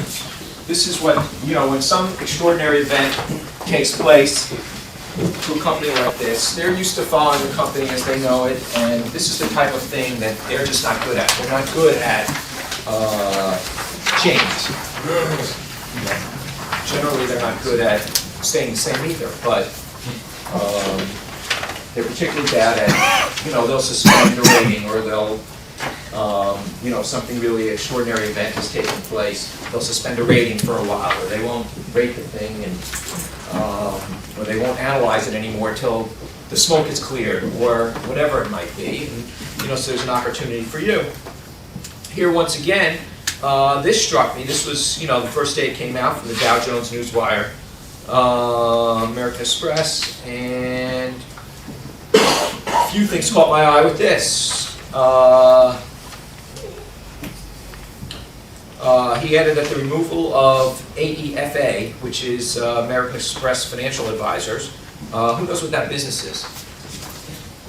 It's basically an financial advisory business for middle-income Americans, and it's, if you need to invest your retirement money, you go to an advisor and they say, oh, put your money in these funds, and These funds, meaning these American Express? Yes, although they say they don't do that, they probably They do that a lot, yeah. And they're a good fund. He added that the removal of AEFA could allow American Express to hit the high end of its earnings target of 12 to 15% growth. We heard Rich Mazzino last week saying, gee, how many companies are going to grow at 12 to 15%? Now, I may, that particular division has been growing at 12 to 15%, for a long time, and it's a particularly great business. The travel business may go up and down with the economy, and so does the spending, but, just to get 2-3% off every sale of pretty much everything is pretty good, especially I guess the economies of scale work pretty well, and the marginal dollars start flowing in pretty fast once you're established. Tough business to break into, a lot of good things about that business.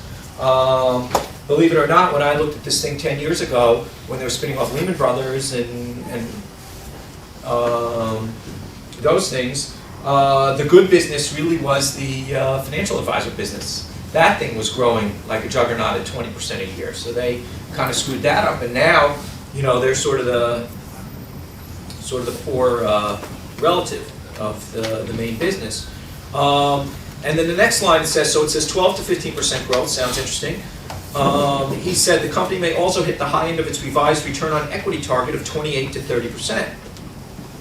So that's a pretty darn good business. And then here, later on, I guess the fourth from bottom paragraph, it says if you look at AEFAs, the financial advisors return on equity at about 11%, that's not terrific as a standalone company. All right, well, anyone see any opportunities here?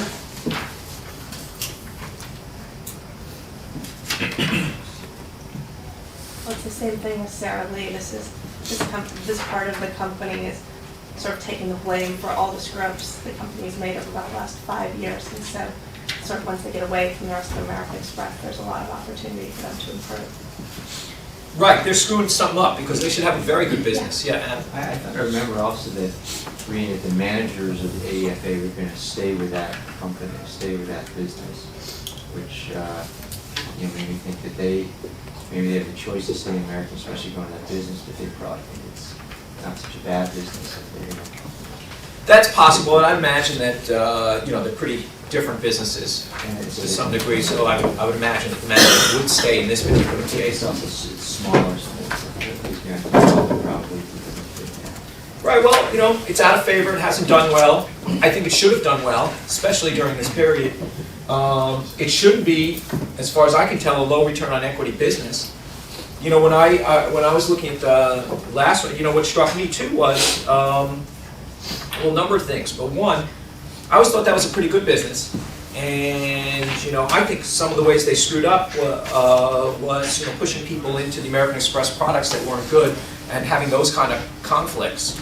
And I remember I met with this guy named Harvey Golub, who I think that's his name. He was the chairman of American Express about 10 years ago, and was having a discussion with him, and we were discussing this business, and he was arguing basically for a guy who's in financial planning, he was arguing market efficiency. Okay, markets are efficient, and with that. And this was right after our discussion. Let me just tell you, this is right after a discussion. I forgot the price, but let's say the price was at 40, and we went through all our metrics of why we thought the thing was worth 60 at the time, conservatively.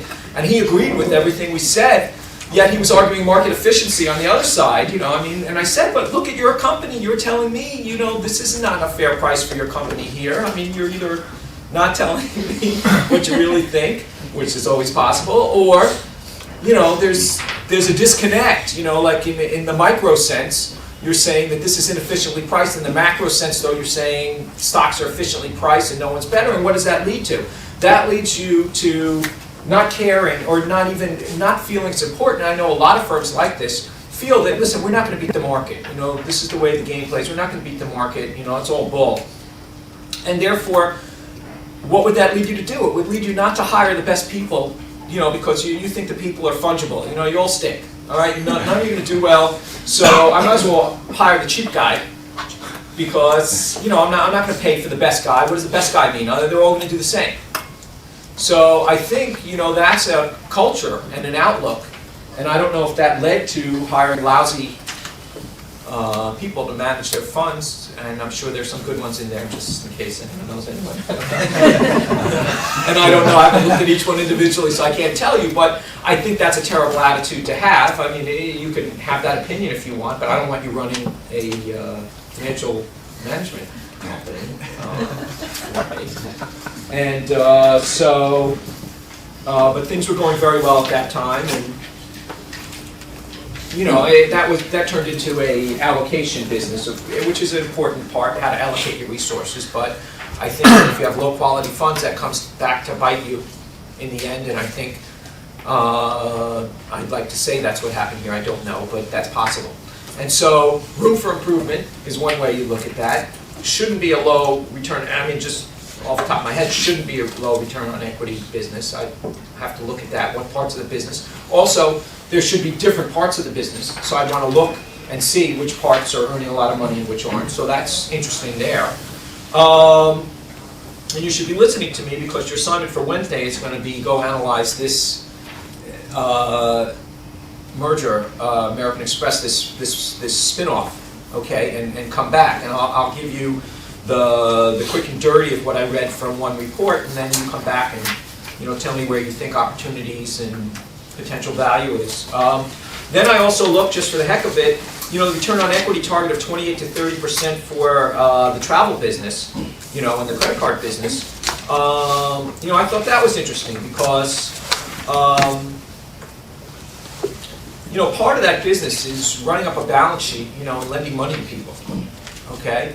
And I'm not sure if they're getting a high return. If they told me a return on assets was going to be that, I'd be really excited, because you know, you use a lot of, you pump up your assets pretty much. If you're gonna lend money, you know, you lend money to people at, I don't know what it is today, 8%, and you're borrowing at, you know, 2 or 1 or whatever it might be.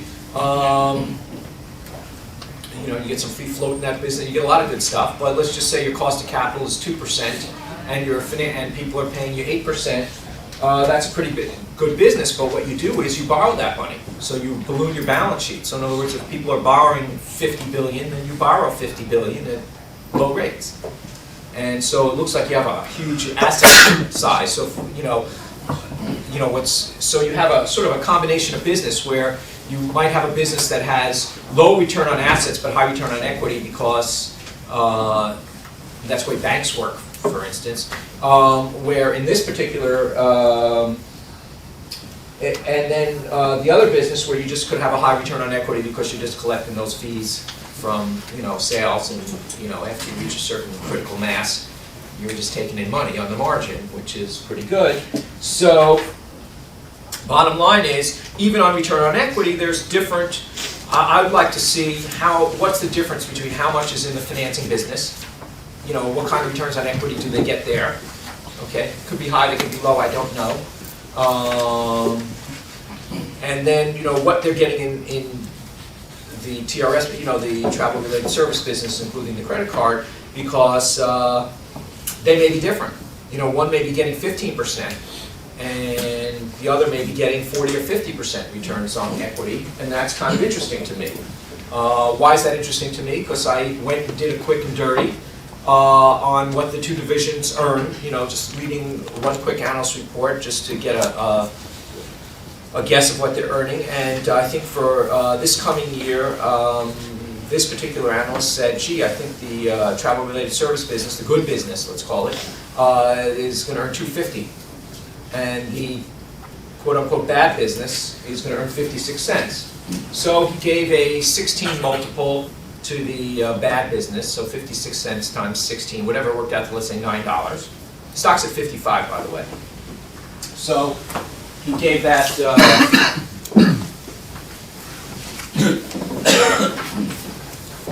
so he said, I'll give that a value of $9, and then he just said, look, the good business is going to earn $2.50. I'm giving that a 20 multiple, that's 50. So I think the thing broke it up is worth around $59. Okay, and the stock's at 55.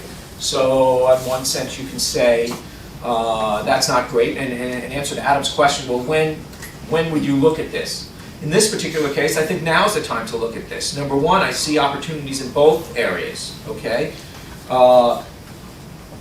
Believe it or not, and so this is let's just call this a PE of 20, and I don't know if it's good, but I'm just telling you, when I read the paper, what do I see? And, you know, give you an idea. I don't know if any of this comes out to play, and I'm giving you sort of a context to do your work through Wednesday. But basically, this is a 20 PE he's giving to this business. And so my opportunities here, where he's giving us a 16 PE is, and it's earning 56 cents a share, my opportunity in this one is, I think maybe they can earn a lot more than 56 cents on this business. So to stick a multiple on compressed earnings isn't necessarily what this thing could be worth. Yet this isn't really the huge driver in value necessarily, because maybe, you know, $9 to 12 or 13 could be very good. You know, $13.50 would be a 50% gain from here. That's good, but on a $55 stock, not the main driver, but something I might, well, after I do a little work, be willing to own. In other words, I'm willing to own it by paying $55 for the whole thing.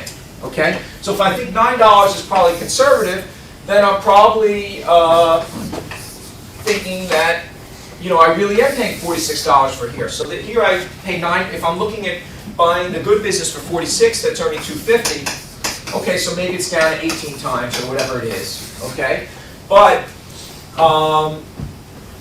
the point is, I might be willing to hold this anyway, so I might as well buy it now, because in effect I'm buying this business, you know, and maybe I get a free kicker of $2, $3, $4 here, or more, I don't know.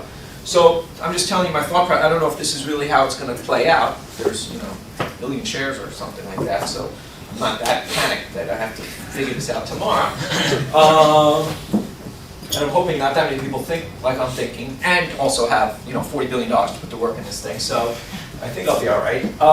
So anyway, So I think if I give a conservative value for this, all right, regardless, if I conclude that $9 is conservative, so what am I doing by paying $55? Now I can actually buy I can buy the parent, you know, the nice, good business parent, because, and I'm just assuming I'm buying at 46, and I can take that as a conservative guess. I don't have to wait till it actually happens, because in effect, I'm buying two things I might want to own. So where I said the opportunity here is in the earnings side, okay? In this one, believe it or not, being a cheap value investor, I think the opportunity may be in the PE side, okay? Because now you're unleashing a great, you know, and I want to really look at that return on equity to see, you know, how high one business is versus the financing business, which might be a large part. You know, in the financing business, you could always, you know, sell that off or whatever and take, you know, get a high return on equity that way. I might want to keep that business, that's not it, but I just want to see what kind of business I own. And perhaps I own a 40 or 50% return on equity business, you know, if I strip out the financial part. I don't really know. And so, I don't know if 18's right. You know, a number of years ago, and we'll probably analyze this later, is one of the best positions I ever took was, you know, because I had looked at Duff & Phelps, which we looked at year 2. You know, I was sort of awake when Dun & Bradstreet was going to spin off Moody's. And Moody's was a business very similar to Duff & Phelps, which got, you know, 100% plus returns on equity, didn't require any capital spending to grow. And so what we did in that one, and we'll see the analysis, is we said, well, gee, one of the better investments made over the years was Coca-Cola. And so why don't we compare this, you know, adjust for interest rates, this, that, the other thing. Let's compare when Buffett paid for Coca-Cola, and I was around at that time, being old. I remember thinking, you know, gee, he's paying a lot for that. You know, I think at the time it was 14 times earnings or something like that. And I said, gee, he's paying a lot for that thing. And I wonder what he sees, you know. Anyway, you know, that thing grew at huge rates of return over a long period of time after that. And so we would conclude that was really an excellent thing to do at that time, and even though it seemed like a relatively high multiple. So when we compared Moody's to Coca-Cola, there was no comparison. Moody's was actually a much, much better business, because where Coke had to reinvest to get their growth, they had to reinvest 20% of their earnings back into the business. Moody's had to reinvest 0. Okay, so you could get the same growth, let's say, and possibly even more growth, for no reinvestment. So actually, Moody's dollars were actually worth more earnings than Coke dollars were, because Coke dollars, to get their growth, you only had 80 cents on the dollar left after you got your growth. With Moody's, you got to keep the full dollar. So anyway, that just gives you an idea of why I might pay a lot for a good business, or a higher multiple than you might imagine, you know, something that gets a high return on capital. And so if this is truly growing 12 to 15% a year, I'll take you in a second, then, you know, I can project out 3-4 years, what will this thing be earning, if I believe that story after I get done analyzing things. You know, and put a multiple on it, you know, in other words, you know, remember, you know, if 10-year bond yields are 4%, you know, and I could earn, I could buy a business for $100 that's earning $4. Okay, then we're both getting a 4% return, except this one may be growing. Now, what I said to you was, yeah, that's true, but that analysis kind of breaks down when you get to very low interest rates, and I told you I would never use less than 6% for this. So when I'm comparing this, what I would say is, you know, I may take, you know, if you have a 20 PE, right, that would be the equivalent of $5 in earnings you're paying $100 for, so a 5% sort of current yield, all right? And let's say I have to compete with a 6% minimum 10-year bond yield, okay? This can compete if I think it's going to grow a lot, okay? And I might rather have that, depending on how solid I think the business is, how good the franchise is, how confident I am in my predictions. I may well want to have this. It's not to say I can't find other things that are cheaper than this, But that's my first analysis, is to compare it, would I rather own this or a bond, a 10-year bond? And in Coke's case, I mean not Coke, in American Express case, I can already get this down to probably, I don't know, a 5.5%, 6% yield, and so I'm starting from there on something that's going to grow 12 to 15%. I want to see how much capital has to go into that business to get that growth. I want to see what kind of returns on capital are going into the business when I strip out the financial business. Okay? How did you get to the growth, 12 to 15%? I don't know. I read it in the Wall Street Journal. So you, I'm not sure. I haven't at done that the work point, you yet. just- I'd you have just to believe the analyst. confirm. Okay. I'd have. It's no. American Express gave that guidance. Okay. He added that the removal of AEFA, and who is he? He is.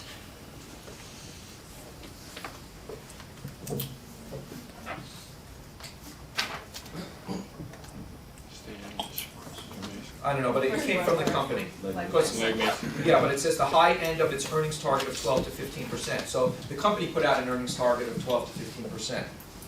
And so he's saying maybe, at the high end, I guess, is 15. I don't know if that's right, or anything. But I'm just telling you the formulation of a thesis is what I'm saying from reading this one article, okay, and then getting one report just to see how the breakdown of the earnings are. I'm just telling you, okay, here's the start of my thesis. All right, now I got to see if any of this is right, and how it works, and how I pick it apart, and how I'm not just taking the numbers they gave me, and how I want to break down the numbers to see how they got there. What's a good business, what's a bad business, or whatever. And it sounds like, gee, that's a lot to figure out in about 40 seconds. Okay, but if you do hundreds of these, okay, over a period of years, those are the first things you think. You don't even have to be smart. You just have to sort of say, well, it worked this way this time, and then this time. And so what we're going to try to do in this class is really practice. Get as much experience as possible. That's why, I want you reading the Value Investors Club site. There is nothing like actually losing money yourself to get really good practice, but by reading as much as possible, that practice will be maybe less painful, and you'll learn faster. I don't know, but that's the idea anyway.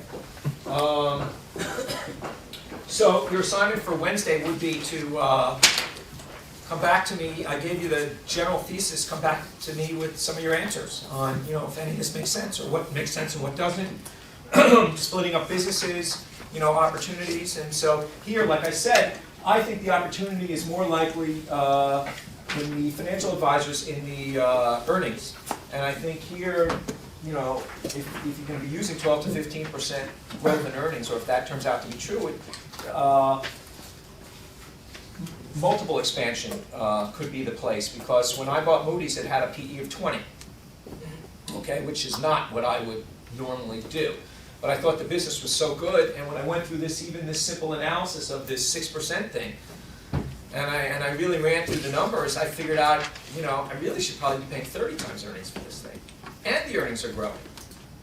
So if those earnings are growing 15% a year, and you should get multiple expansion of 50%. Not that I would pay 30 times, hopefully I'll find something cheaper, but fair price was that. And there are a lot of people with billions of dollars who will think that's a good deal, especially when their alternatives aren't that great. So I'm not saying, I'm going to run out and pay 30 times earnings for a lot of businesses, but I might even in an extreme circumstances, and frankly I've never found a better business than Moody's so far. Okay, I haven't. And so that would be the top of what I'd be looking at, but still, in that particular case, I looked at that. Now American Express, I think, is potentially a really, really great business. I don't think it's Moody's, but I don't know yet. I don't know, I know it's not Moody's, but I don't know how good it is. I don't know what that 28 to 30% means right now. I know it's very good. It's just a question of how good. I don't know if that's really 40 or 50 in the businesses I care about, rather than the financing business where it's not. How do you think about the multiples in terms of whether it's worth 17 times or 21 times or? Pretty much like I discussed right here. Just inverse 6% is a 16.66 PE, let's say, assuming no leverage. I generally think in pre-tax multiples because I'm looking at EBIT, but translated into a non-leveraged firm, everything else, you would say 6% EPS. 6% yield. So that would be the equivalent of earning, on a $100 stock, $6 a share, and you're paying 16.66. Yet, is that $6 growing? how confident I am that it's growing. You know, how long do I think it's growing? How good is that franchise? How long lasting is it? And then I compare it to this. Then I compare it to my other alternatives. But the first thing I'll do is compare it to this to try to come up with what I think is a fair multiple. Now, the beautiful thing about being a value investor combined with trying to value businesses is most businesses I can't figure that out. I just can't. So I'll skip those. So that's number one. Number two, when I can't figure it out and think I have a pretty good view, I'm only going to do it when I have so much room. You know, I think it's worth $10 and I can buy it for 5 or 6. Or it's going to be worth $10 in 2 years and I can buy it for 5 or 6 now. Something like that. I think, and if I'm wrong, so I kind of break even is the way I look at it. So I don't measure risk by volatility. I'll measure risk by, you know, how much money I'm going to lose. Okay, and how confident I am that I'm not going to lose money, even if these 10 things go wrong, or I'm wrong about these 6 things, or whatever it might be. I'll measure it by, you know, am I going to lose money? And so, you know, it's like flipping a coin, saying, you know, $5 if it's heads, and I don't lose anything if it's tails. You know, you flip that coin a lot, right? So that's what I'm trying to set up in my investments. You mentioned adjusting for interest rates when you were comparing Coke to Moody's to compare the valuations. Yep. How did you go about that? Well, what I said was that we were going to discuss that in a later class. Oh, sorry. So, and it's not a science, even though it, you know, mathematically could be. I took broad brushstrokes to answer that question. Alex? It seems in the book that when you discuss a situation like this, that You paid attention to that book? it was a good read. I'm a writer, I like the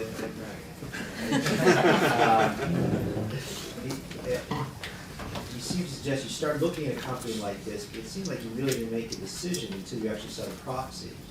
Is that not true? Like sometimes you make a decision at this stage, or usually it almost always went to the proxy. You're very helpful. All right, so let's go. Let's go to our videotape here. Let's go to page 1. You know, flip over the first 2 pages, which are the things that maybe you can pick some of your. This is a spin-off calendar from January. Some of the spin-offs didn't have any of these 3 in it when you're doing your paper. The next thing is something we'll talk about. These are companies that are own stock in other. This says bits and pieces.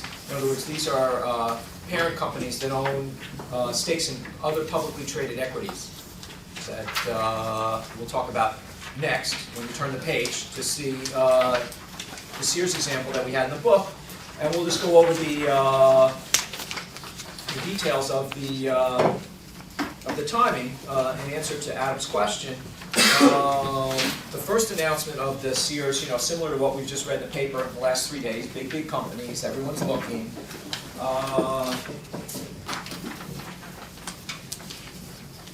This announcement came out in September of 1992.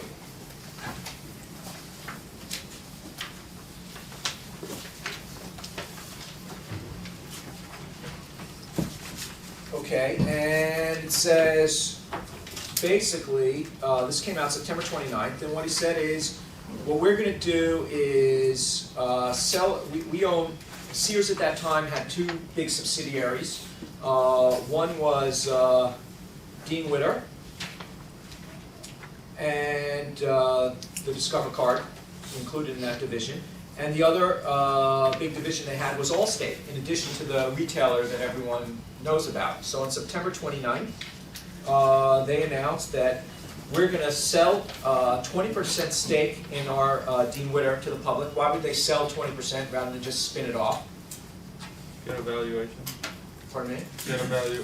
Why do they care about evaluation? They're spinning it off. There's what they said they're going to do with Dean Witter is they're going to spin off. They're going to sell 20% of Dean Witter, and then they spin off the other 80% of Dean Witter. All right. So they owned 100% of Dean Witter Discover. What they said they're going to do is they're going to sell 20% to the public, and they're going to spin off the other 80% shares that they own. Okay. So one of the answers was, well, they want to establish a value for the spin-off, but if you're spinning off the whole thing, what do you care? The shareholders are getting it all. Is there another reason why you would sell 20% first? tax related something? No, but it's tax related in this sense. You can't sell more than 20% and still have a tax-free spin-off, okay, and collect.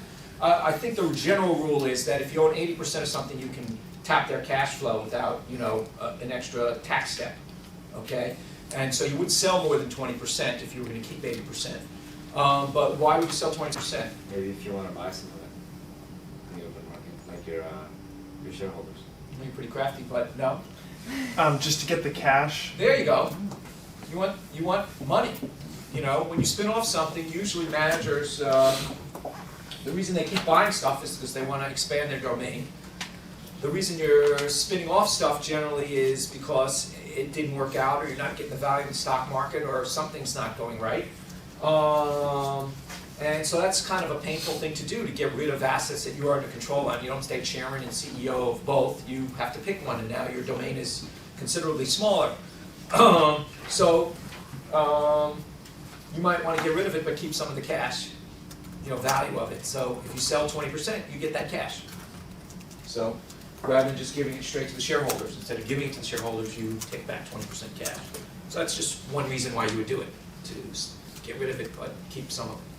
See some of the value from it. So they announced that they were going to do that. They were going to first sell 20% to the public in a public offering, and then a few months later they were going to spin off the other 80%. So you're going to get the whole value for that. And then also they announced that they're going to sell 20% of Allstate to the public, but they're going to keep the other 80%. Now, having been in business for a while, when they're doing this and they're selling 20% of Dean Witter, and then they're going to spin off the other 80%, and then they announce, well, we're going to sell 20% of Allstate Insurance, and then they say, Sears said it will continue to own 80% or more of Allstate and has no intention of disposing of this interest. That means that they're going to dispose of that interest. Okay? Because there's no other logic to that move. I mean, once you sort of,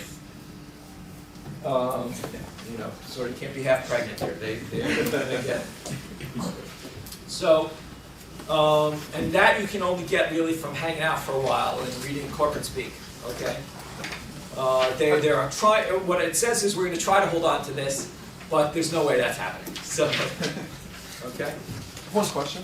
Just what about some of the, internet spin-offs, like Barnes & Noble spinning off BarnesandNoble.com, and then eventually they did hang on to their stake and bring it back in. I mean, do you see that some companies do that, or just trying to take advantage of, market that particular was activities? an interesting situation where they BarnesandNoble.com, even though it wasn't making any money and losing money, they could do a public offering and sell 20%, right, at some ridiculous internet price at the time. So they took advantage of that. But I think because for strategic reasons, in other words, Sears is a department store, Allstate's an insurance company, Dean Witter, Discover is a brokerage firm, credit card company, and so there's no strategic reason to hold on to it. In that particular case, a lot of reasons. One, to take advantage of the internet bubble, and two, you can imagine that there's a strategic reason for a bricks and mortar bookseller to hold on to their internet bookseller. So I think there was a strategic reason on both ends why they sold off a piece and why they kept control of it at that time. So. Quick question. This may be asking you to read too much into this, but they have no problem admitting they're going to spin off Dean Witter. Why, or what's their incentive to say that we have no intention of ever selling? Oh, because they don't want to. They don't want to, but they're they probably will. just going to have to. Yeah, I'm just Okay. reading. Yeah. I suppose if they get the value out of the stock, there'd be incredible pressure. In those days, being from Sears was a euphemism for being a loser. I mean, basically, they're really the worst of the worst. So under pressure, they do this, and they're not going to be able to hang on to as much as they want to hold those assets. I did not think at that time. I assumed that I was eventually going to get that. I may have to wait around for a couple of years, but since my horizon is, 3 years, No problem. Now, I did not, to let you know, when this came out, I didn't do anything. Okay? This came out in September 92. So now, you move to April 93. Lee's still asleep at the switch, even though I've been doing this for 10, 12 years already at this time. Still asleep at the switch. And we see that there's an article in Chicago Sun-Times, but every other paper, that they're getting ready to, let's see. I guess they did the public offering in Dean Witter. And now already, so I missed that again. And now they're getting ready to spin off the other 80%. And what you get is, for every share of Sears you own, if you're a shareholder of Sears, you'll be getting 0.4 shares of Dean Witter. So if Dean Witter is at 35, and you get 0.4 shares, you're going to get a roughly $14 for every share of Sears that you own. Since Sears at that time was at $53, you could quickly do the analysis, is that you could either short the Dean Witter that was out there and create the rest of whatever Sears was for $39, or you could just wait for your distribution and sell it off when you're done, and take the risk where Dean Witter moves in the interim before you get it, and get roughly $14. Not exactly $14, but so yes. You do that math again. Sure. If you own one share of Sears, okay, and Sears had, I think at the time, let's just call it 440 million shares outstanding, okay? Sears, let's just say, because I don't know the exact number, owned 176. So let's say they owned 176 million shares of Dean Witter. Okay, they spun off 20%. The 80% share of Dean Witter was 176 million shares of Dean Witter. Okay, that's what Sears owns. So if they said, "Hey, we're going to spin off our shares in Dean Witter and give them to you," when they get done spinning them off, if you own one share of Sears, okay, that means that for every share of Sears you own 0.4 shares of Dean Witter. Okay, in other words, if there are 440 million shares outstanding,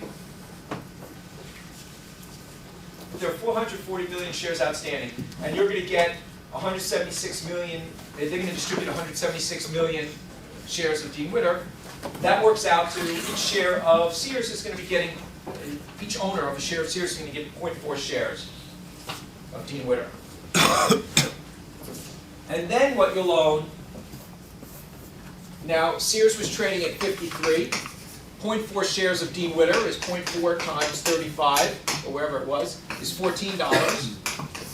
So that means that whatever's left in Sears, which is basically the retailer and the insurance company, Allstate, you're paying $39 for effectively. Are we good? Yeah, when you were talking about it, you could short the outstanding. Okay. Well, you had Dean Witter's trading at 35. So what you could do, let's say they announce that this is taking place, I think this is going to, they're announcing this is going to take place in a few months, let's just say, okay? And this is April. And you say, you know what,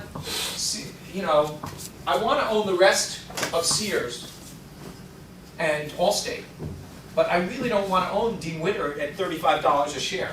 That seems pricey to me. So what I'm going to do, since I know in a couple months, I'll buy a share of Sears, and since I know in a couple months, I'm going to be getting 0.4 shares of Dean Witter from my Sears stake, right? It's like a dividend, right?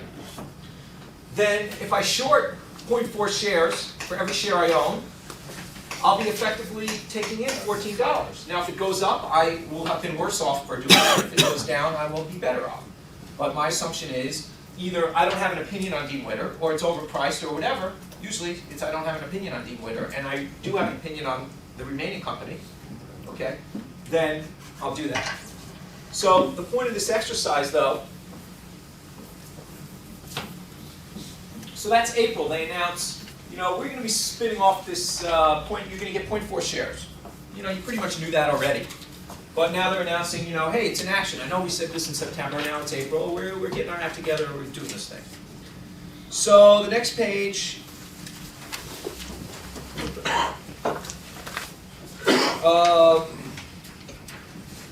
Is when they fess up to the fact that not only are they going to, page 4 I guess this is, they've already made the decision to, the headline is Allstate offering scheduled for early June, Goldman, all right? So Goldman Sachs is doing the offering for Allstate, and they're going to sell 78 million shares of Allstate, okay? You know, I think I got my numbers wrong, but anyway, they're going to sell 78 million shares of Allstate. They tell you the range that they're expecting, not that that's guaranteed in any way, because this is just May, 24 to 27.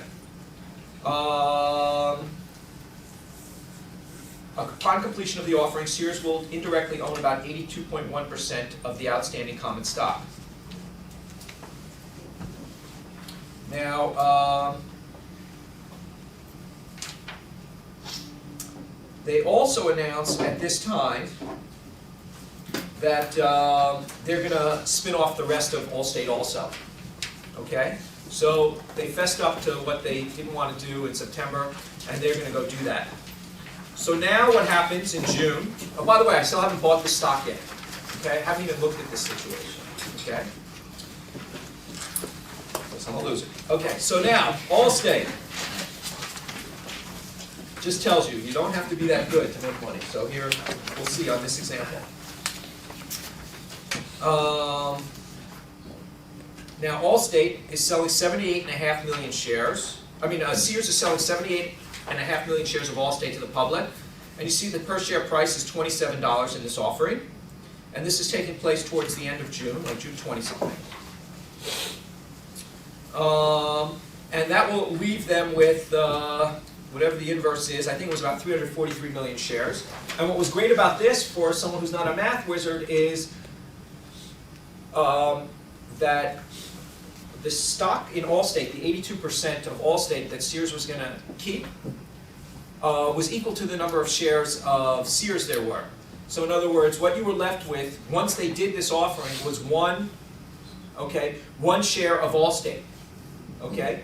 So you still haven't got your Dean Witter yet. That's happening in July. Okay? You're going to get 0.4 shares of Dean Witter and 1 share of Allstate. For each share of Sears? For each share of Sears. You're going to get distributed 1 share of Allstate and 0.4 shares of Dean Witter. I'm still not following this, though. So there it is. Directors of Sears, or it says June 18th, directors of Sears Roebuck Friday approved the spinoff of the company's 80% interest in Dean Witter, Discover, to Sears shareholders. Okay, so they're spinning off that 80%, which is equal to about 1 share for every share of Sears you own. So there's the announcement, June 18th. Completely missed this also. Luckily, on page 8, we have, this is an interview with Michael Price and Barron's, not exactly hidden, July 5th. I think my edge here was that, it was probably a holiday weekend and no one was reading, I don't know. So, I guess the only thing I can think of, because it was announced in September, now we're in July. Okay. And I see this interview with Michael Price, who I think is a smart guy, so, when he's written up, I skim through Barron's. If I see somebody that I think is smart, I'll read about them. And so I'm reading this interview, and he says, it's highlighted on the left, with those 2 black lines. It says, Sears, on the other hand, has gone faster than expected, both in terms of its sale of Allstate and its spinoff of the rest of Dean Witter. Sears will be left with the retailer. And at $54,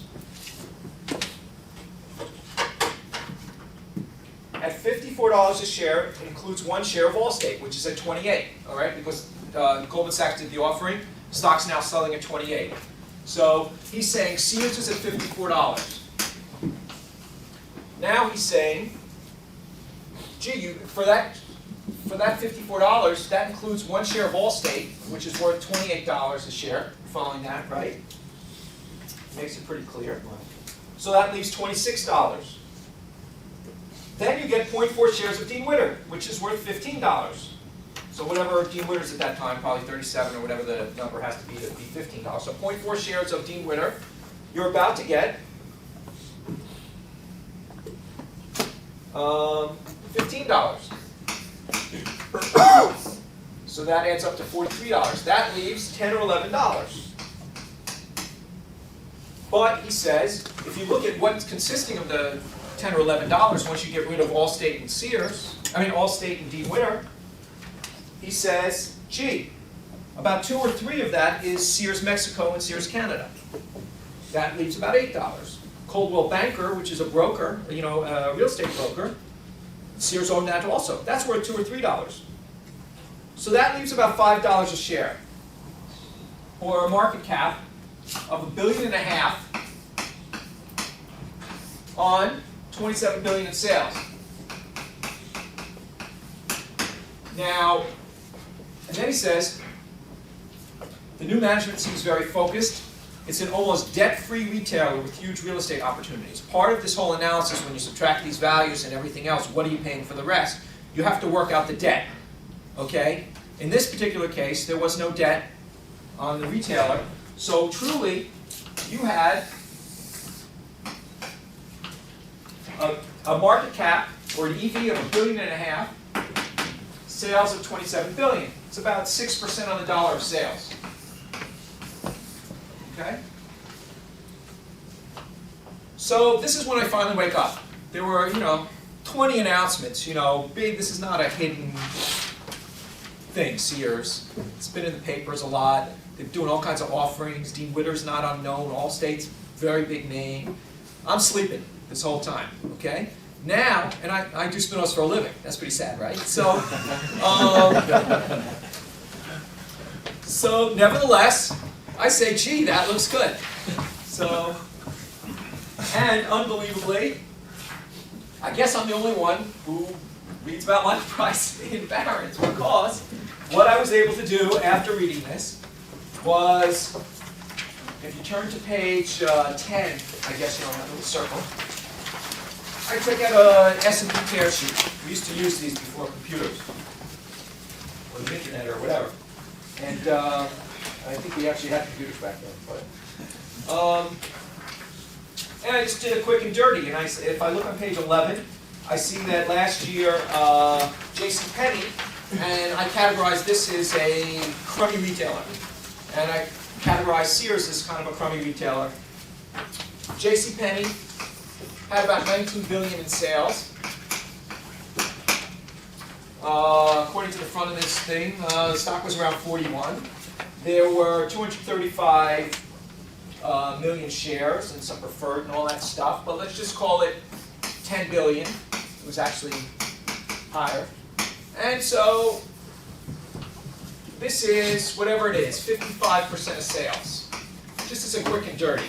See what, compare one crummy, forget about earnings and everything else, just, I'm looking, I don't want to work too hard, because, it's not fun. So, Michael Price is saying 6% on sales. And then I look at JCPenney, not even including their debt, okay, which is $2.5 billion. I don't know if that's credit cards or what, so I don't, let's just exclude that without their debt, okay? This is called the price sales. If you added the debt in, obviously it's trading even a higher price than I'm saying, percentage of sales, but I'm not sure if that's credit card. So, right here I see right away 55% of sales. And here we have 5, and it's probably like, what does this work out to? 1.5 divided by 27. Anyone have that? So 5.5%. Yeah, 5.5% sales. And you throw in the debt and whatever. So, all right, so 5.5% sales. So I'm saying, gee, this is priced 10 times. Because I remember the 10 times, so that's why the 5.5%, right? This is trading on at least the price sales basis 10 times higher. They both stink. I mean, JCPenney is no great shape. Okay? You have to compare earnings. You have to do a lot of stuff other than this quick and dirty. But even if Sears wasn't earning as much as JCPenney, I don't remember the answer to that, you would say, gee, they're both sort of hitting the same markets, and these guys have this kind of valuation. Maybe it's overvalued, but 5.5% means maybe something could be fixed here. Or maybe this is just way too cheap, or I don't know. But it's 1/10 the price of JCPenney on that metric. So, a few weeks later, they spin off both these things. And I'm able, what happens is I think they spin off the Dean Witter, and then I short out the Allstate and create a spread. And then I get the Allstate back in a couple months, or a month or two. So for $5, as Michael Price said, I was getting something that I think could be worth $50. Just quick and dirty. I think I probably did a little more work than that, but that's sort of how it came out. And, you know, in the next, I'd say it took 2 months, but this thing, that $5 went to 30, 2 months after I missed everything and just read it, Michael Price, and eventually it did go to 50. So, this was, you know, so I guess before I give you a break, how the heck did that happen? This thing's been out for months. This thing's been out for months, right? I missed it September, I missed it March, I missed it April, I missed the offering in June, I missed the Dean Witter offering, I missed the announcement of the spin-off. Michael Price lays the whole thing out for the entire world. I am then able, over the next 2 weeks, to buy whatever I want, okay? And I should go back and have that conversation with Harvey Golub, right, about efficient markets. But the question is, how is that even possible? How are we going to make money in American Express, Hewlett-Packard, Sara Lee? You know, the front page of the Wall Street Journal for a long time. They're going to do these things now. Hewlett-Packard's, Sara Lee's not happening for a year and a half, they claim. Hewlett-Packard hasn't even been announced yet. It's going to happen, but they haven't announced it yet. And American Express is taking their sweet time too. Okay? And so there's plenty of time for everyone to find it. And, you know, this was front page news back when I found this thing at Sears, and this stuff keeps happening. So the question is, how is that possible? How is that possible? That this is, you know, I mean, Michael Price laid it out. I mean, like Barron's can say, you know, it wasn't written in, you know, Swahili News or something. I mean, it was like, it was, you know, written in Barron's, which, you know, financial guys read, sort of, you know, guys who manage money and stuff. Not to mention the Wall Street Journal and every other publication. So I'm just kind of curious, you know. Is that fair to say that because it's back to 1992? Right, that would be one answer. Yeah. And then, I'm going to make a lot of money from one of those three. I'm not telling you which one.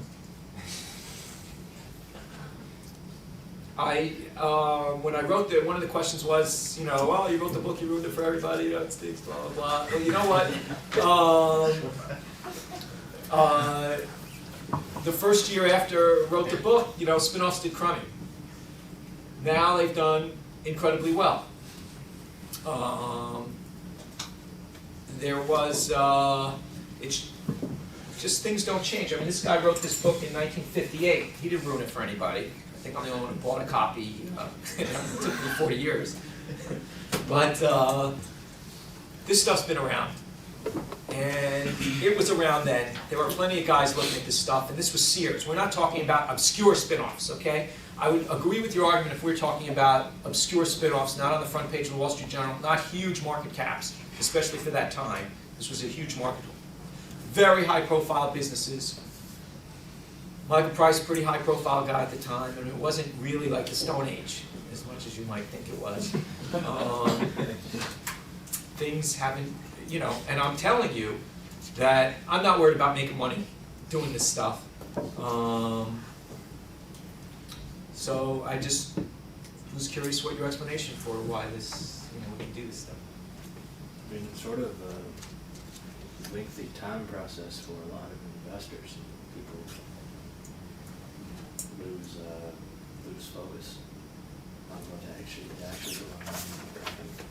Now, Michael Price wrote this up on July 5th, and So I had 2 weeks to buy this thing before it I mean, started. actually, I mean, I think there's some merit to the argument that you probably got helped by it being in the Barrens over July 4th weekend. I didn't buy it yet. It hurt me. I mean, I wish he just called me.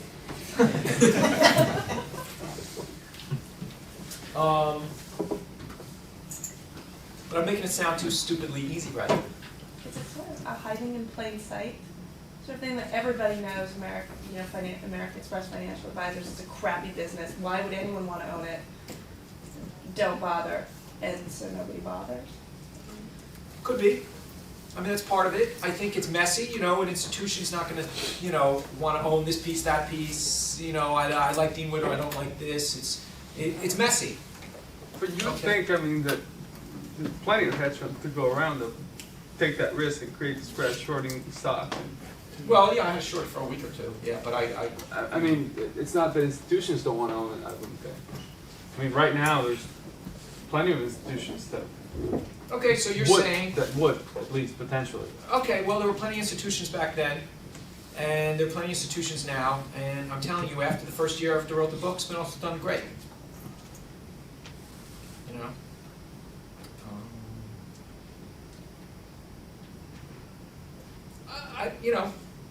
Isn't it good though? How did the other two spun-off companies fare? Because maybe it's just difficult to value the three together. Well, I answer this a lot in the class. I don't know and I don't care. I created this thing for $5 and it went to 30 in 2 months, so that was good. But they both actually, to my knowledge, didn't cave in any way. It wasn't like some Palm 3 comp thing that had a short window or something like that. This was really oh, by the way, I wrote the book. I did Palm 3 comp, and I created, I did the same thing. I bought Palm and I shorted, I bought 3 comp and I shorted Palm. And I was able to own the rest of 3 comp for negative $23, which I thought was a good deal. Paid me $23 to take the rest. I think that was really good. So that wasn't that long ago, but that was really, inexplicable.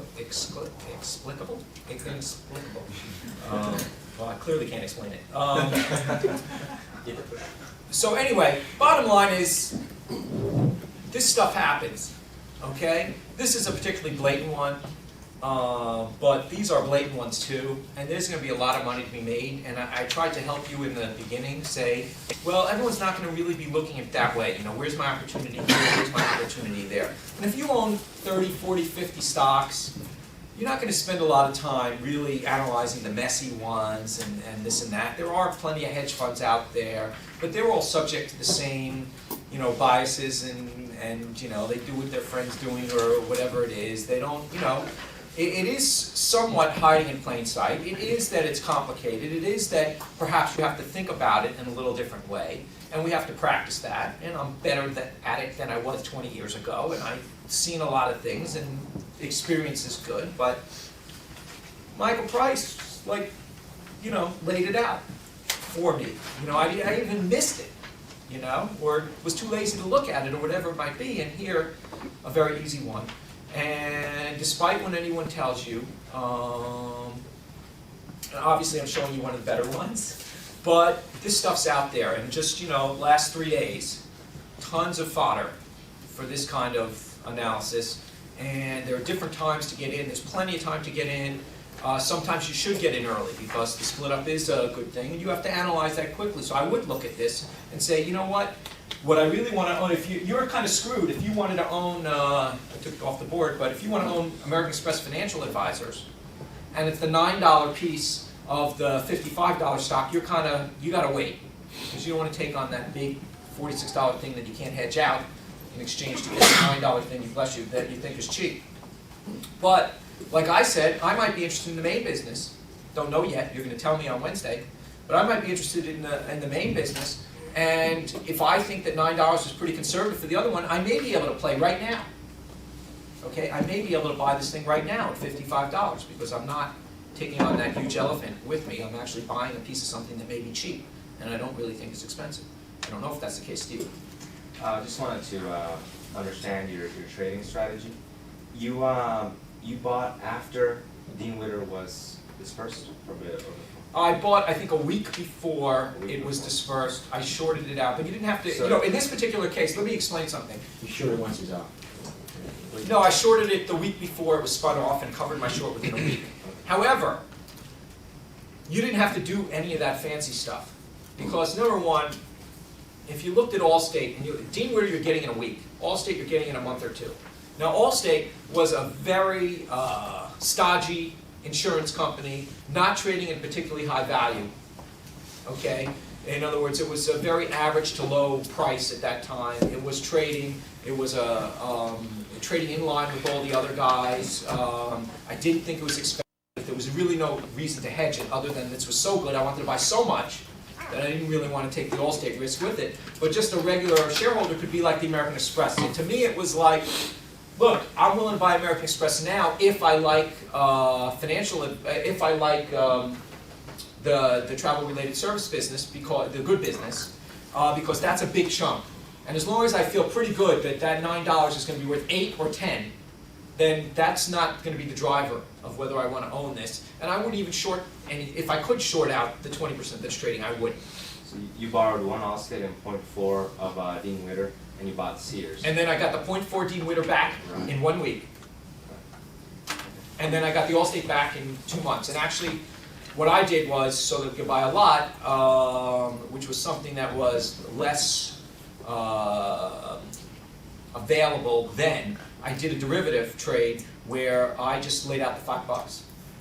And, you know, was long and assumed that the two, so I just, and literally invested $5 in this thing. I guess that's where I was getting at, because I mean, what was the rationale if one you were going to get in a week, the other one you're going to get in 2 months? Well, I just only buy the Sears. I just wanted to know why you. Why? Because I did not think if I was long Sears and short Allstate that I was really taking any risk, since I'm getting my Allstate shares. I'm taking the 2 months risk as it, you know, not even risk, but just 2 months till I got the shares to cover my short. So I wanted to buy a lot, and I didn't have enough money.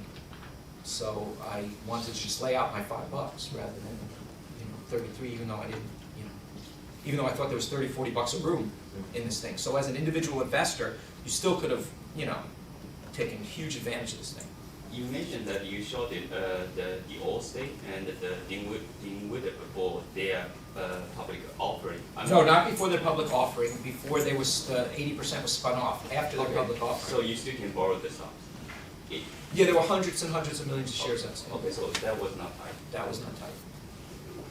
What percent of your portfolio are you putting in a position like this when you say, well, this is a big upside? Yeah. We'll talk about portfolio management. I'm on the.